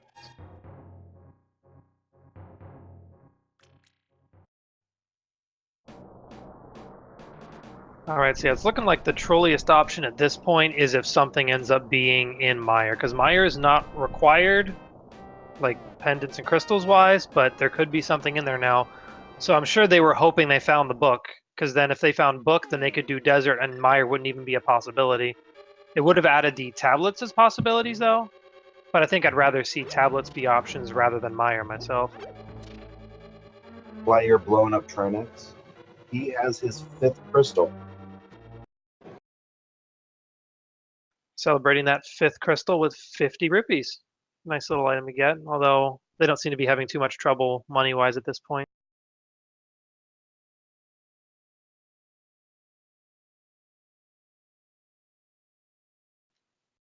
I think we're definitely going to see him head over to the swamp to Mire too. You can check tool shed, you can check checkerboard, and he can probably dip into desert. Well, he can do more than dip into desert. He can clear desert, right? Yeah, that's true. I always think of using the bow, but obviously the rainbow can be filled with a lot of things other than the bow. And it looks like we finally got a call right. LiteYear did opt to do Spike Cave here. Well, I mean, I just called that he would go to Mire and he goes to Spike Cave instead, so I still consider that a loss for me. You said Spike earlier. I want to give you some credit. It doesn't even use the cape. Says, you know what? I'm cool enough. I can just walk on spikes. It's all right. And there wasn't even anything there. Just a blue rupee.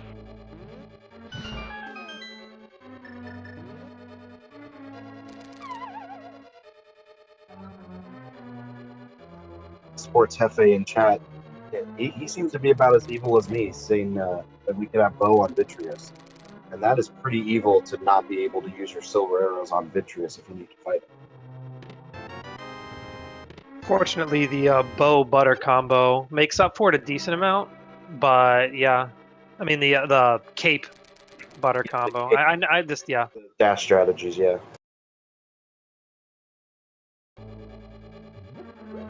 Freeing that swag duck from the little statue thing in Kakariko.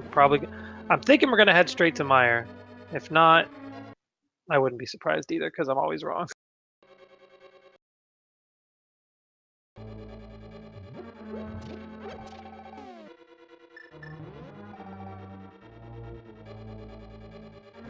Okay, we are getting to the point where my predictions are basically free though. Like I'll probably predict that once they get Crystal 7, they'll head straight to Ganon's Tower. Alright, let's check it. Let's see what's in that shed. LiteYear's gonna find out for us. Well, I'll go out on a limb and say after they beat Aga 2, then they're going to drop it in Pyramid and Big Skin.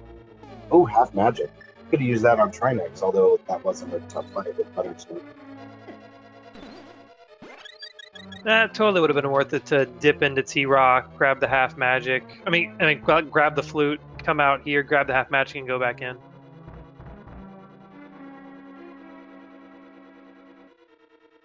Alright, let's see what's in Checkerboard Cave here. Just a piece of heart. And LiteYear's saying here, I got 16 hearts. I can do this. I don't need any more heart pieces.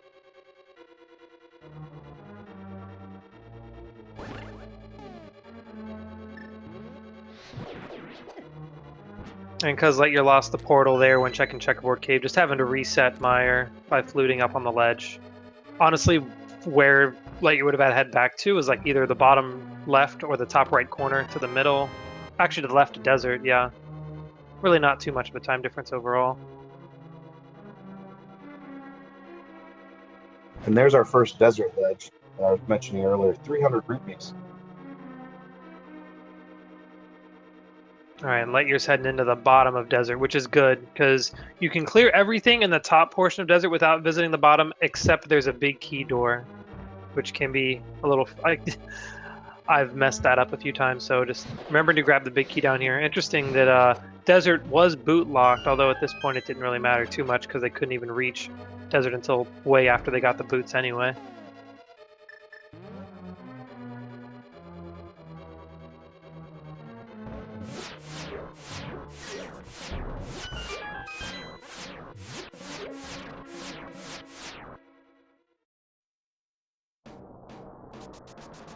And there's 2 items in desert. Do you think that the 2 items are going to be, is one of them going to be bow, you think?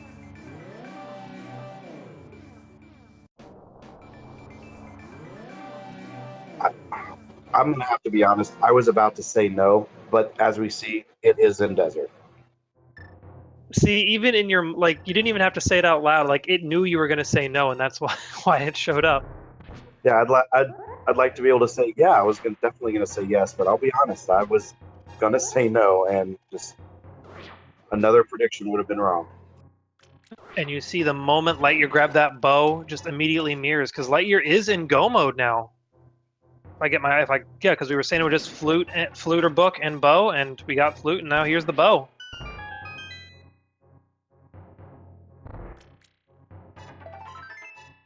And after he finishes desert, his last crystal will be Eastern, and everything's cleared out there. So just a quick run up to Armos, and then he'll be ready for Ganon's Tower.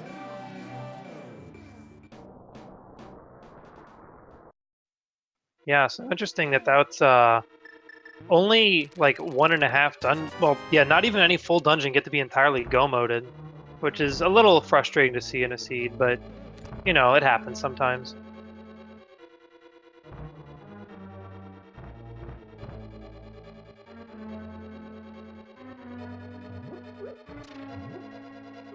Seeing some silver strats. Just clean fight by LiteYear, that was amazing. What a great fight that was. Just saying, hey, I just got the bow, I'm gonna just use it and show my power. That was just the cleanest you can get a Lamola's fight with silvers and bow.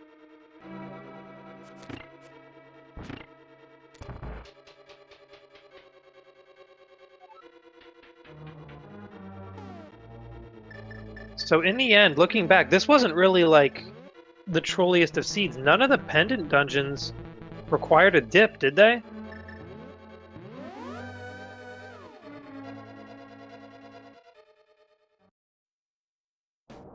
Except, was there anything in Palace of Darkness?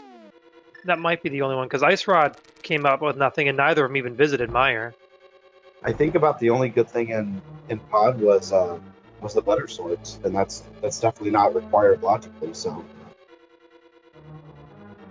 Yeah, that's going to make LiteYear's Ganon fight a little easier than Jaylow's. They can both still like do it in the same number of cycles. It's just going to be a little tighter for Jaylow to get that. And then Jaylow might have an easier time climbing Ganon's tower with that mirror shield just because of those some lasers or the not the mimics, but those other things, the Igors. No, I am thinking that mimics actually probably more of a pain that the shield can fix. those Igors, though, they're pretty rough in the gauntlet sometimes. True. But yeah, I'm just getting them mixed up. The ones that shoot you when you need to shoot them with the bow, and that's definitely the mimics.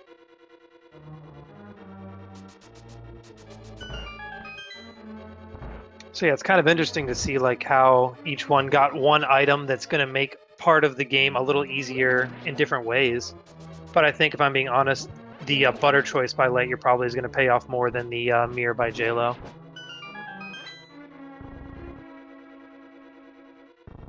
And Jaylow, is Jaylow visiting a fairy fountain? Oh, he's just getting some money. That's interesting. I can't say I've seen this room in a very long time. If ever.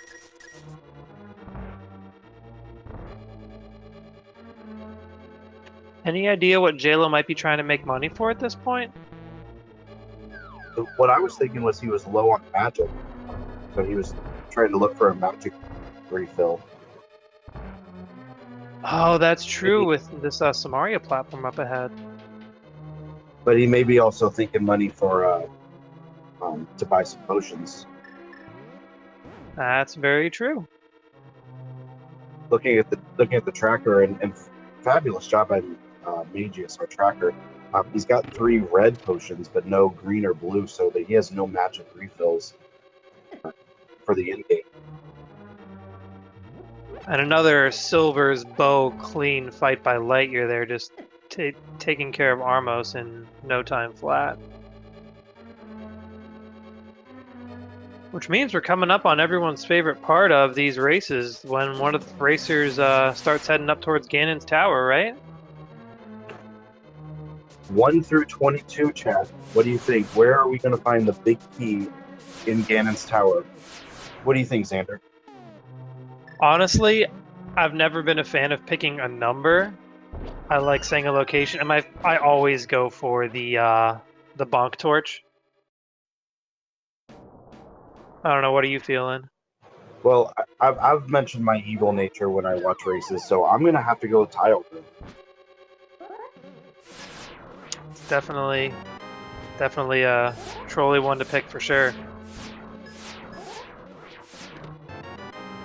Yeah, no one's going to want me to commentate their race anymore. They'll want you on that torch. That's the runner's friendly place. As long as they have boots. There's always that possibility that you go up there, you don't have boots, and then you see the big key just sitting up on that torch, just laughing at you. Yeah, that is the worst, especially if that means you got to go back out into the overworld and try to find those boots.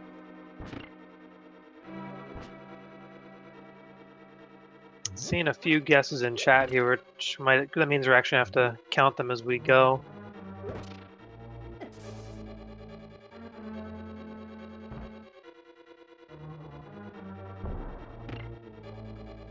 Now, do you think that LiteYear what do you think LiteYear's thinking right now? Are they feeling ahead, behind? Is right side gamble a smart play? Not so much. I don't know. I feel like we're about 141 in. I feel like they both feel like they could be behind. But I feel like Jaylow, when he gets to Ganon's Tower, he's going to really feel like that because of the fire rod. Right. What's probably making LiteYear feel a little bad is the time wasted in Ice Palace, because that was entirely an unnecessary dip. Yeah, and same with Pod, except for the Butter Shield. Butter Sword, excuse me. Yeah, I would guess that they could probably fairly assume that both, the other runner would have checked Pod just as while they were looking through Eastern. But not necessarily, of course. Now you're fighting two keys immediately in Ganon's Tower, so he's going right-sided. I gotta say, that's a very smart play, but now here's something I've been wondering from the times of runs I've seen lately. If you do right side and you check those 4 chests that LiteYear's heading to, do you keep going and head to Armos from the right side, or do you mirror and go left side after those 4 chests? personally, I would mirror and go left side. Just because, if that key is in the Rando room, then, you just cost yourself a lot of time, especially if you feel like you're behind. So you're thinking more chests faster. That makes sense. Oh, there's the book! We can read now. And they can enter the desert from the front now. So now we know that flute was definitely required for this seed.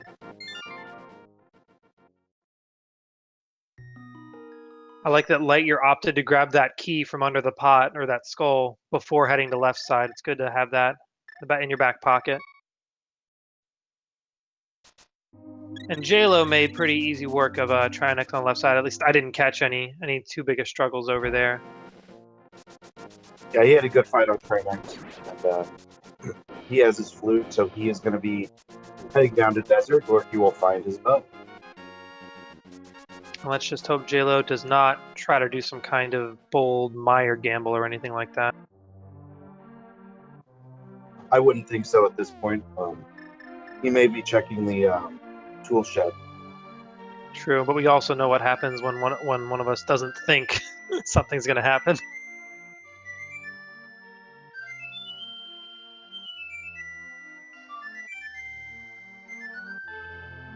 If Jaylow thinks they're behind, that would be like some crazy gamble that they think could be a huge game changer to try to save time. That would be my only reason to think Jaylow might opt to go to Meyer before Desert.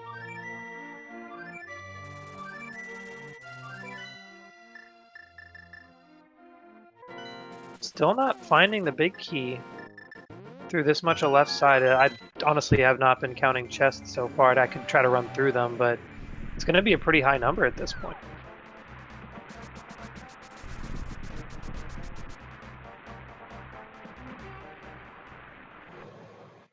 We're past 11 for sure.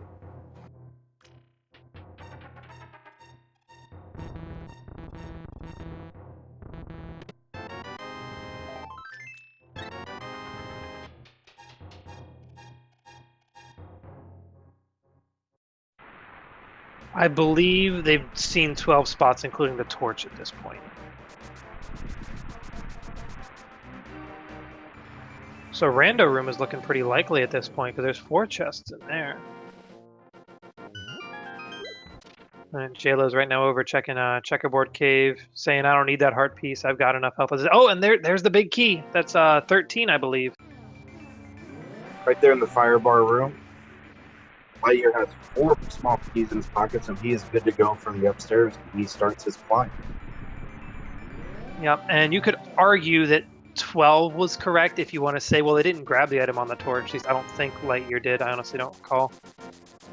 He did. It was a small key, so he went ahead and grabbed it. So the magic number is 13 today. So it doesn't look like anyone called it then. I was going to try to give Norastra some credit here, but LiteYear had to go and grab that key off the torch.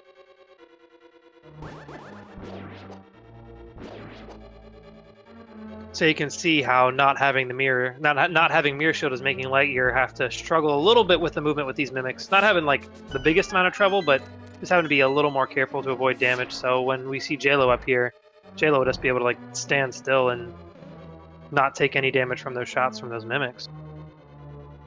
Yeah, the problem with these 2 mimic rooms is the lag. You can set everything up perfectly, do everything right, but then you hit with a lag spike and it just goes to a dark place.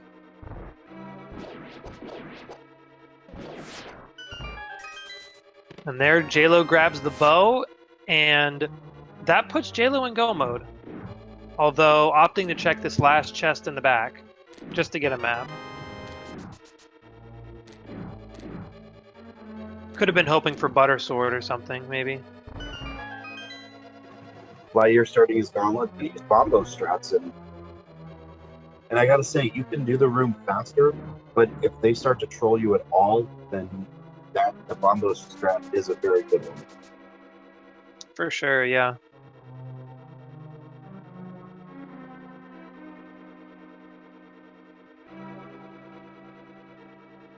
Oh, Jaylow might still be looking for the big key. That's probably what the why check the back there, actually.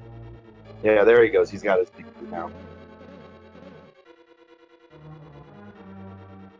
And now, yeah, okay. And oh, Jaylow's heading back out. Could okay, there realizes, hey, I can use the mirror. Let's get out of here. There we go.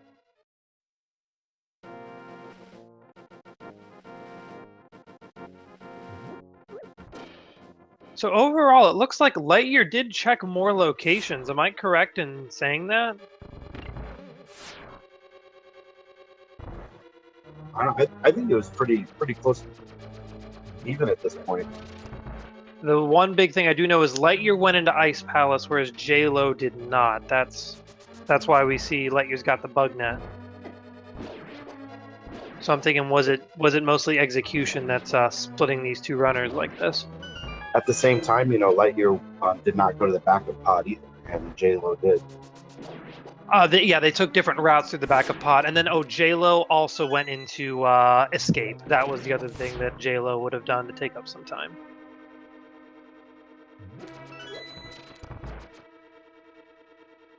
But yeah, I think it is possible that Jaylow's back of pod routing might have been a little longer than LiteYear's, just based on where the keys he found led him.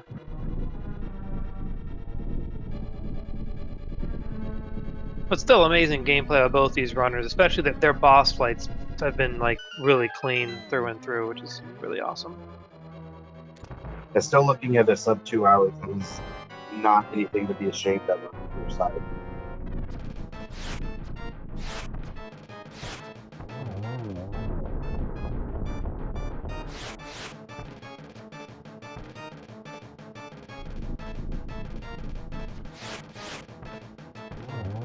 And getting some silver hits over there on Lamolus on Jaylow's side. A few misses, but still, like, those last 2 were just super clean. I'm not sure if there's anything more satisfying than getting Lambo with a silver arrow. and it gets to death with him. Right.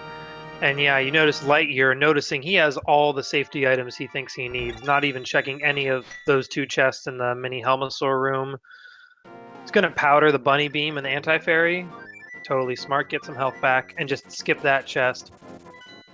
Alright, one last prediction for you. I might have more, but do you think LiteYear is going to validate their run with the chest? I'm gonna say no. Okay, I want one of us to be right. I think LiteYear's going to check the chest. I think we've covered our bases. We're gonna get one right as a team. I need one of us to feel right. I don't care if it's not me.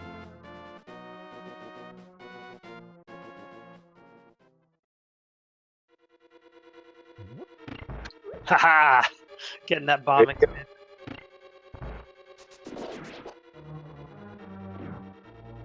So I'll go ahead and help Sports Hefe out. Go Yankees.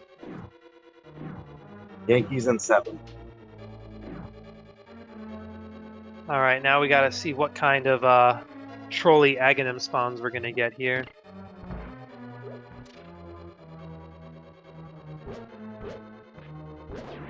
Okay, that might have been a double. Not sure.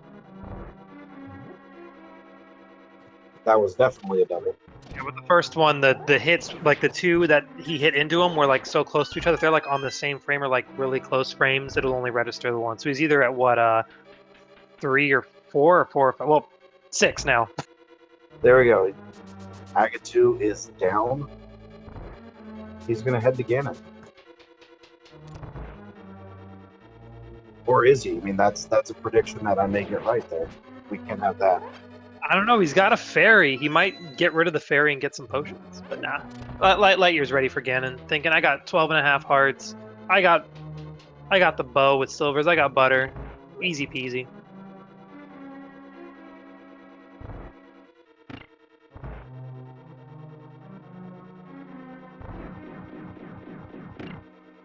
We get the Spaceballs comment, the father's, brother's, nephew's, sister.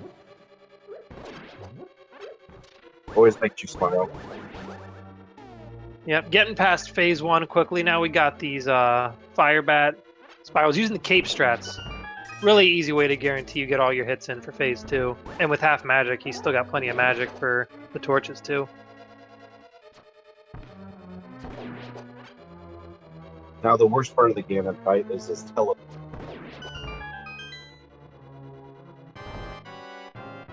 Ganon's not wanting to get hit a second time. Yeah, there we go.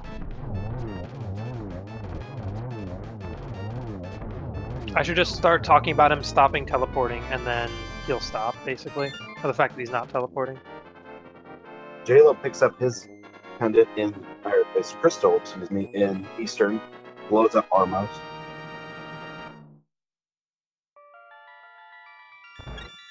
So he is ready to head into Ganon's tower. Unfortunately, LiteYear misses Torch Glitch, but LiteYear's probably not too worried about that.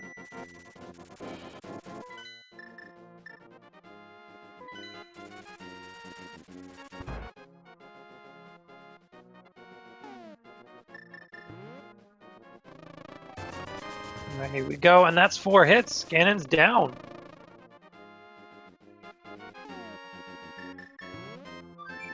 Congrats to LiteYear. He finishes in an SRL time of 1 hour, 54 minutes, and 15 seconds.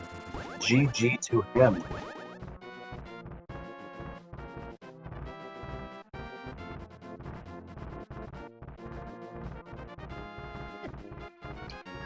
Thank you, your quest is over, Triforce proudly says to LiteYear.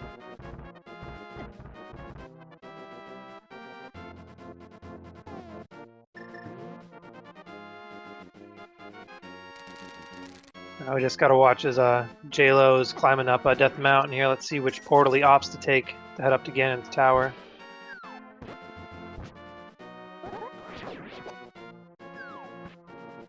Alright, taking this bottom one, so no T-Rock portal.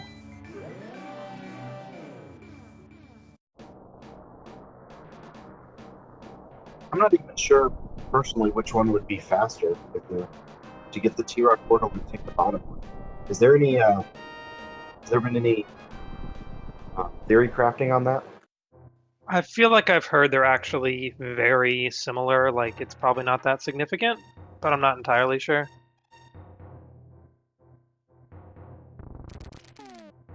I'm sure someone out there, Super Scud or somebody that's good with the numbers, will know for sure. Do we know if we're going to be able to get LiteYear in here for some post-game interview?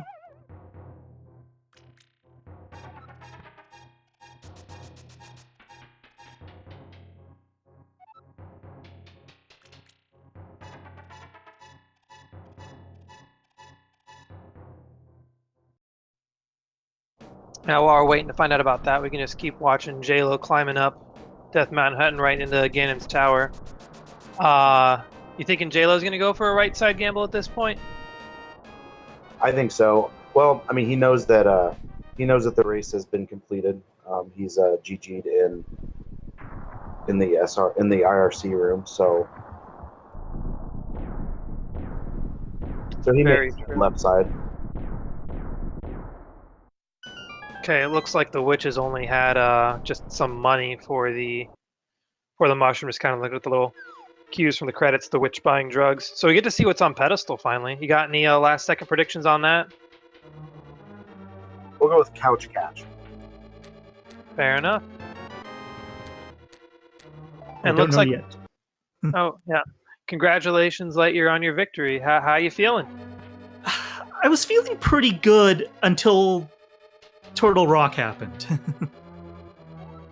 Right, yeah, because like by the time you went there, that was like your last option, wasn't it? It pretty much was. Yeah, we Gotcha.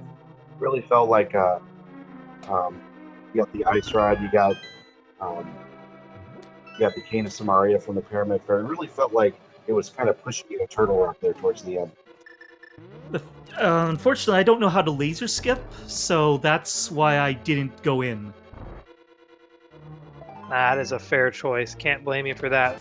But that said, I should probably have at least gone in and maybe checked the first couple chests. Yeah, and by the logic, if you hadn't gotten anything, there couldn't have been anything useful on the laser anyway. Although the one thing I think I realized you might not have checked is, did you go into the front of Escape at all?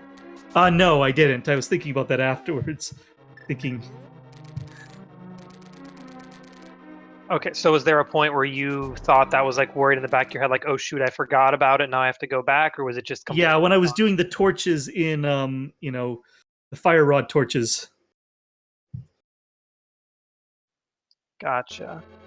Yeah. Did Jaylow do front of Escape? Yes, he did that, and they opted not to check Ice Palace. Okay. Because, yeah, I was looking for either the invincibility item, and, yeah, laser skip was technically required, because the flute was on one of the middle two ones. But you got cape in there, that's why laser skip, like, wasn't a thing anymore. Like, yeah, the logic requires blue cane, mirror shield, or cape. So they just gave you cape in the dungeon and said, okay, here you go, now you can do it. Yeah. Oh, wow.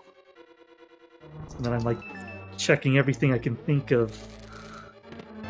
Triple diving Eastern was probably not the best play either. Getting that powder early, that was one thing you did that Jaylow did not. So you had the fire rod a lot earlier, which was very interesting. Yeah. Jaylow's already heading up now on Ganon's Tower. Looks like they got the big key pretty quick, so probably no right side gamble there. No. Can't say that we blame you with any of the choices you made, especially with the going into Ice Palace at that point. That was really about the only dungeon you could be in. And we all know with V26, dungeons are what you really want to be doing. Yeah. And I think that means no pendants were required were they? Nothing was Correct. in... Yeah, nothing... The only thing... I mean, Pod had butter. Who knows what Meyer had, but... Yeah, the funny thing is, like, the two of you opted to, like, check different chests in Pod, like, behind the first three. Jaylow has the mirror shield, whereas you have the butter sword from Pod. Oh, wow. Yeah, I only went to Pod because I was only going to check the bow lock chests. and then the one on the big key because you had the key and you're right there. Right, makes sense. But yeah, I completely forgot about front of escape until I was in Turtle Rock again. Which, for your sake, actually ended up paying off. Oh, Jaylow using a red potion, you're just healing up. Just getting a little low on health during the climb, which... Good thing you, like, both of you were loaded up on potions, which was really smart for that, just to have some nice safety. And all 4 bottles, too. Very early, I think. Yeah, and interesting that Mushroom and Shovel, neither of them showed up, so you had, like, very little fetch questing to do either. I may have been rooting for it, but you didn't have to do it. Yeah, I didn't see what was in the shovel, but I think the witch was just rupees from the final. Yeah, I saw that witch buying drugs, exactly. So were there any points during the run that you were feeling like, oh shoot, I'm probably behind, or anything like that? Yeah, when I like skipped out on Turtle and then didn't find anything in Ice, didn't find anything in Pod, didn't find anything in Eastern, doing that again. Gotcha, yeah. Yeah, the seed opened up the Dark World pretty early, so no chance of aggro. We found out pretty early with a little bit of thinking that it wasn't a pedestal seed. Yeah, had you realized that as you were going through, or did you at any point have a fear in the back of your head that you might have to do the pedestal? I didn't really think of it. I might have thought about it when I got, if Flute was found earlier, though. There's no way to get to Meyer. Right, I think it was about like 40 or 50 minutes in, between the two of you, the items you found, we had realized pedestal was not possible, but that might not have been the case based on specifically just your items. And the book was in Ganon's Tower, if I remember correctly. Exactly, which basically meant Flute was 100% required, because that was your way into desert. Mm-hmm. And of course, Flute being on Laser Bridge and Turtle Rock, that meant Turtle Rock had to be done earlier than what we like.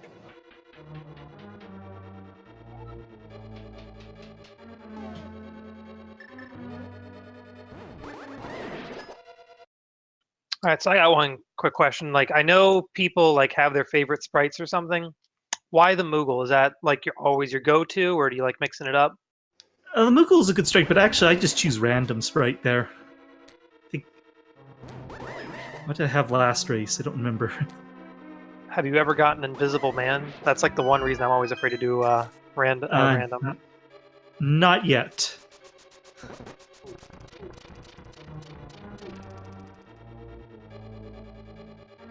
All right, we got Jaylow Clamp doing the a couple of torch rooms here, so should be seeing Moldorma coming up pretty soon, as well as Aghanim shortly after, hopefully.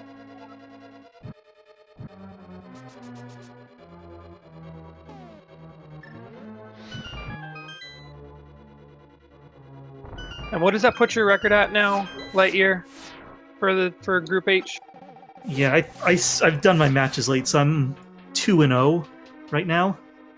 I've still got 2 more. I'm 2 more, and I'm going to be doing them this week, pretty much.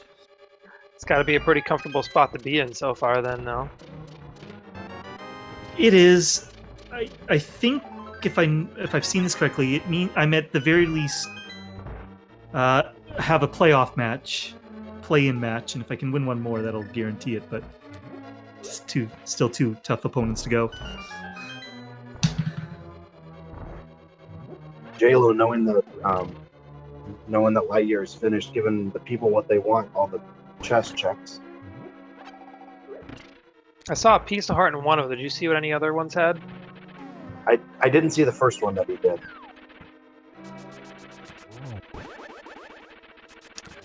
Funny thing about us going through the stream, the entire time we kept trying to predict what decisions you and Jaylow were going to make. And I think every single time, both of you opted to do the exact opposite.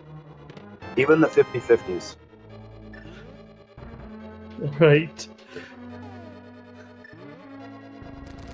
So like yeah. what in particular? Go ahead. Anything in particular? Or I think I remember when you guys were both heading to Eastern and Pod, like when you like. I think we were both saying like, are they gonna go into Pod first or Eastern? And we were both thinking they want to see what items are in Pod, and then both of you mirrored and checked Eastern first. Ah.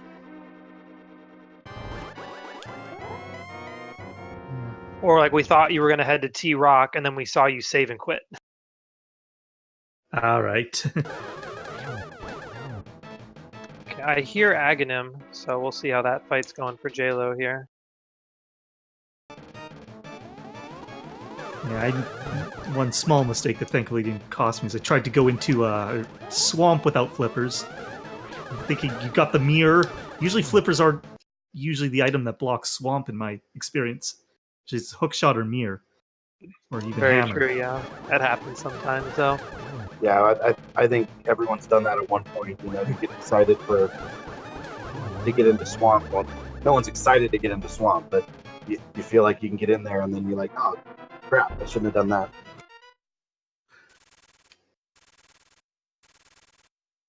And getting grabbed by that wall master at Skull, and that's I just said that like 7-heart Mothula already was a tough ask in my opinion for me, for my skill. Yeah, I think both of you were being a little hesitated a little bit on both Thieves Town and Skullwoods at the very beginning, just because like having the low hearts. But then by the end of it, you're both at like 15 plus, I think. Mm-hmm.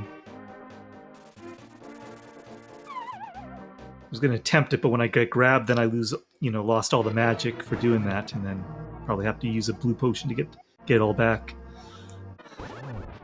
Jaylow starts a cannon fight.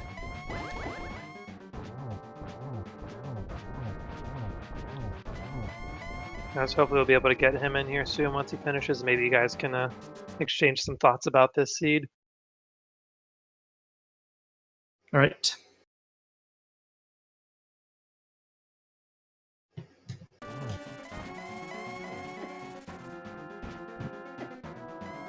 Not sure if anyone else is seeing that, seeing his stream frozen on the restream. Not sure where the issue is there, but just by the sounds, it sounds like he's on to phase 3. Yeah, I'm hearing some platforms falling, so yeah, definitely sounds like he's making pretty clean work again in here. And he's got tempered, so he had to do a few extra hits, but once he gets to the silvers, once he gets to the last phase, it'll just be 4 silvers and he'll be all set. He'll be all set.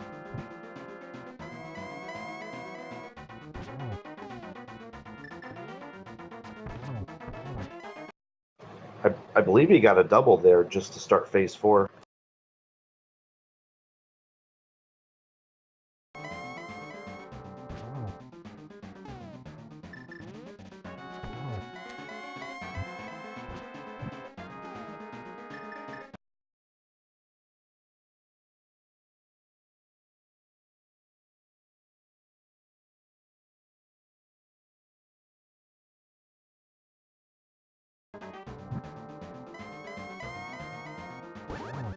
Yeah, I'm just listening to this ending right here.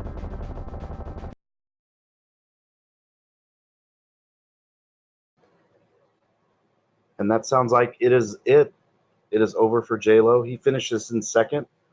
SRL time of 2 hours, 8 minutes, and 16 seconds. GG to Jaylow. That's definitely not like a time, not a time to be ashamed of. Got through the seed pretty well. I'd say the trolliest part was probably that early, just the early expectations of Mothula and Thieves Town with the low hearts. Yeah, you start out in the Dark World, and that's usually your first go-tos are Thieves Town and Skull Woods, and really had to take it easy in this scene. It didn't give us a whole lot of life early.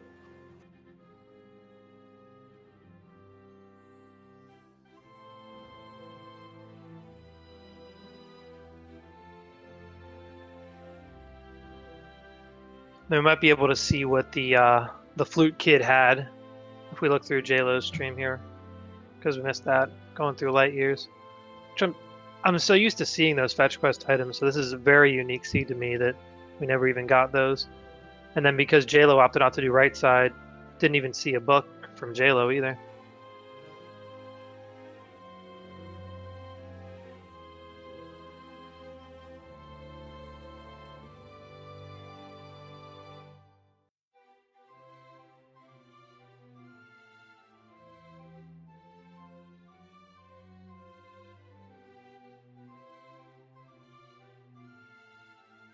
Yeah, definitely GG to both these runners. Be sure to follow both LiteYear and Jaylow. Saw some amazing runs here. There were a lot of parts where they were like neck and neck or like high-fiving each other at some points. We saw like both of them were in pot at very similar times. So it was really, really amazing run to see by both of them. Yeah, definitely check out the rest of the tournament. The secondary tournament, the group stages are finishing up, so we're going to start to see the knockout rounds, the bracket stage, and then of course the main tournament. The Swiss rounds are still going on. I believe they're going to start. Is it round 5? They're going to be starting this week.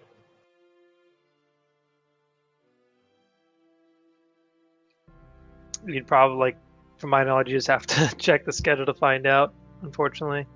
Sorry, I can't give more information on that. But as the Swiss rounds are finishing up, you're going to find some great matchups there.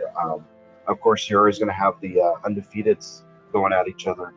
But you're also going to have those middle guys, the guys around 2-1, 2-2, and they're fighting to stay alive. So there's going to be some great races in there.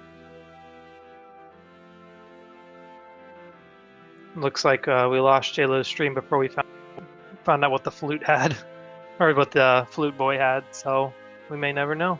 Rip. And it looks like Jaylow is declining the interview. He's saying he doesn't trust his net connection. So, but with some frame droppage here. So I think that's going to about do it for us here.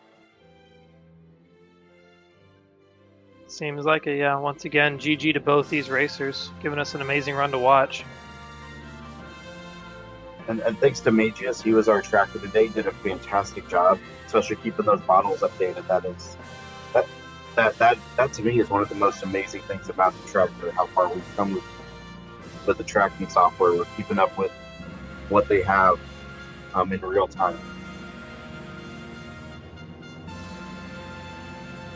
And we had Alvi on restream as well, so big thanks to him. Because from what I hear, restreaming is in no way a small feat. It takes a lot to put all that together, so sure to give Alvi a follow as well. Thanks for him putting all this, for getting all this together.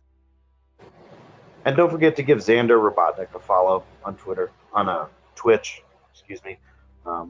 It's free to follow on Twitch, so just follow everyone you can. Follow all the runners you see. Follow any of the trackers, the commentators. This tournament's been a big undertaking, and I'm just so impressed with all the work everyone's done. Same goes to Malagord. Sure to give him a follow as well. Great partner in commentary here.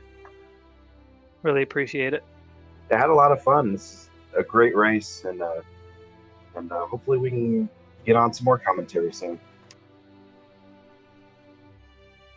So yeah, be sure to check that schedule for any upcoming races.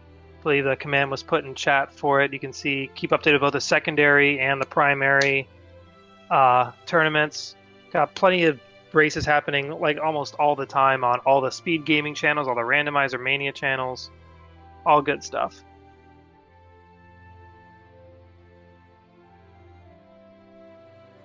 You got any parting words of wisdom for us, Malagord? And if your randomizer fix is not done, I believe Speed Gaming 3 has a race going on right now. I'm not sure who is racing without looking at the schedule, but I just see Speed Gaming 3 has a link to the past up. Be sure to follow all the Speed Gaming channels and Randomizer Mania channels, and stay up to date on the tournament.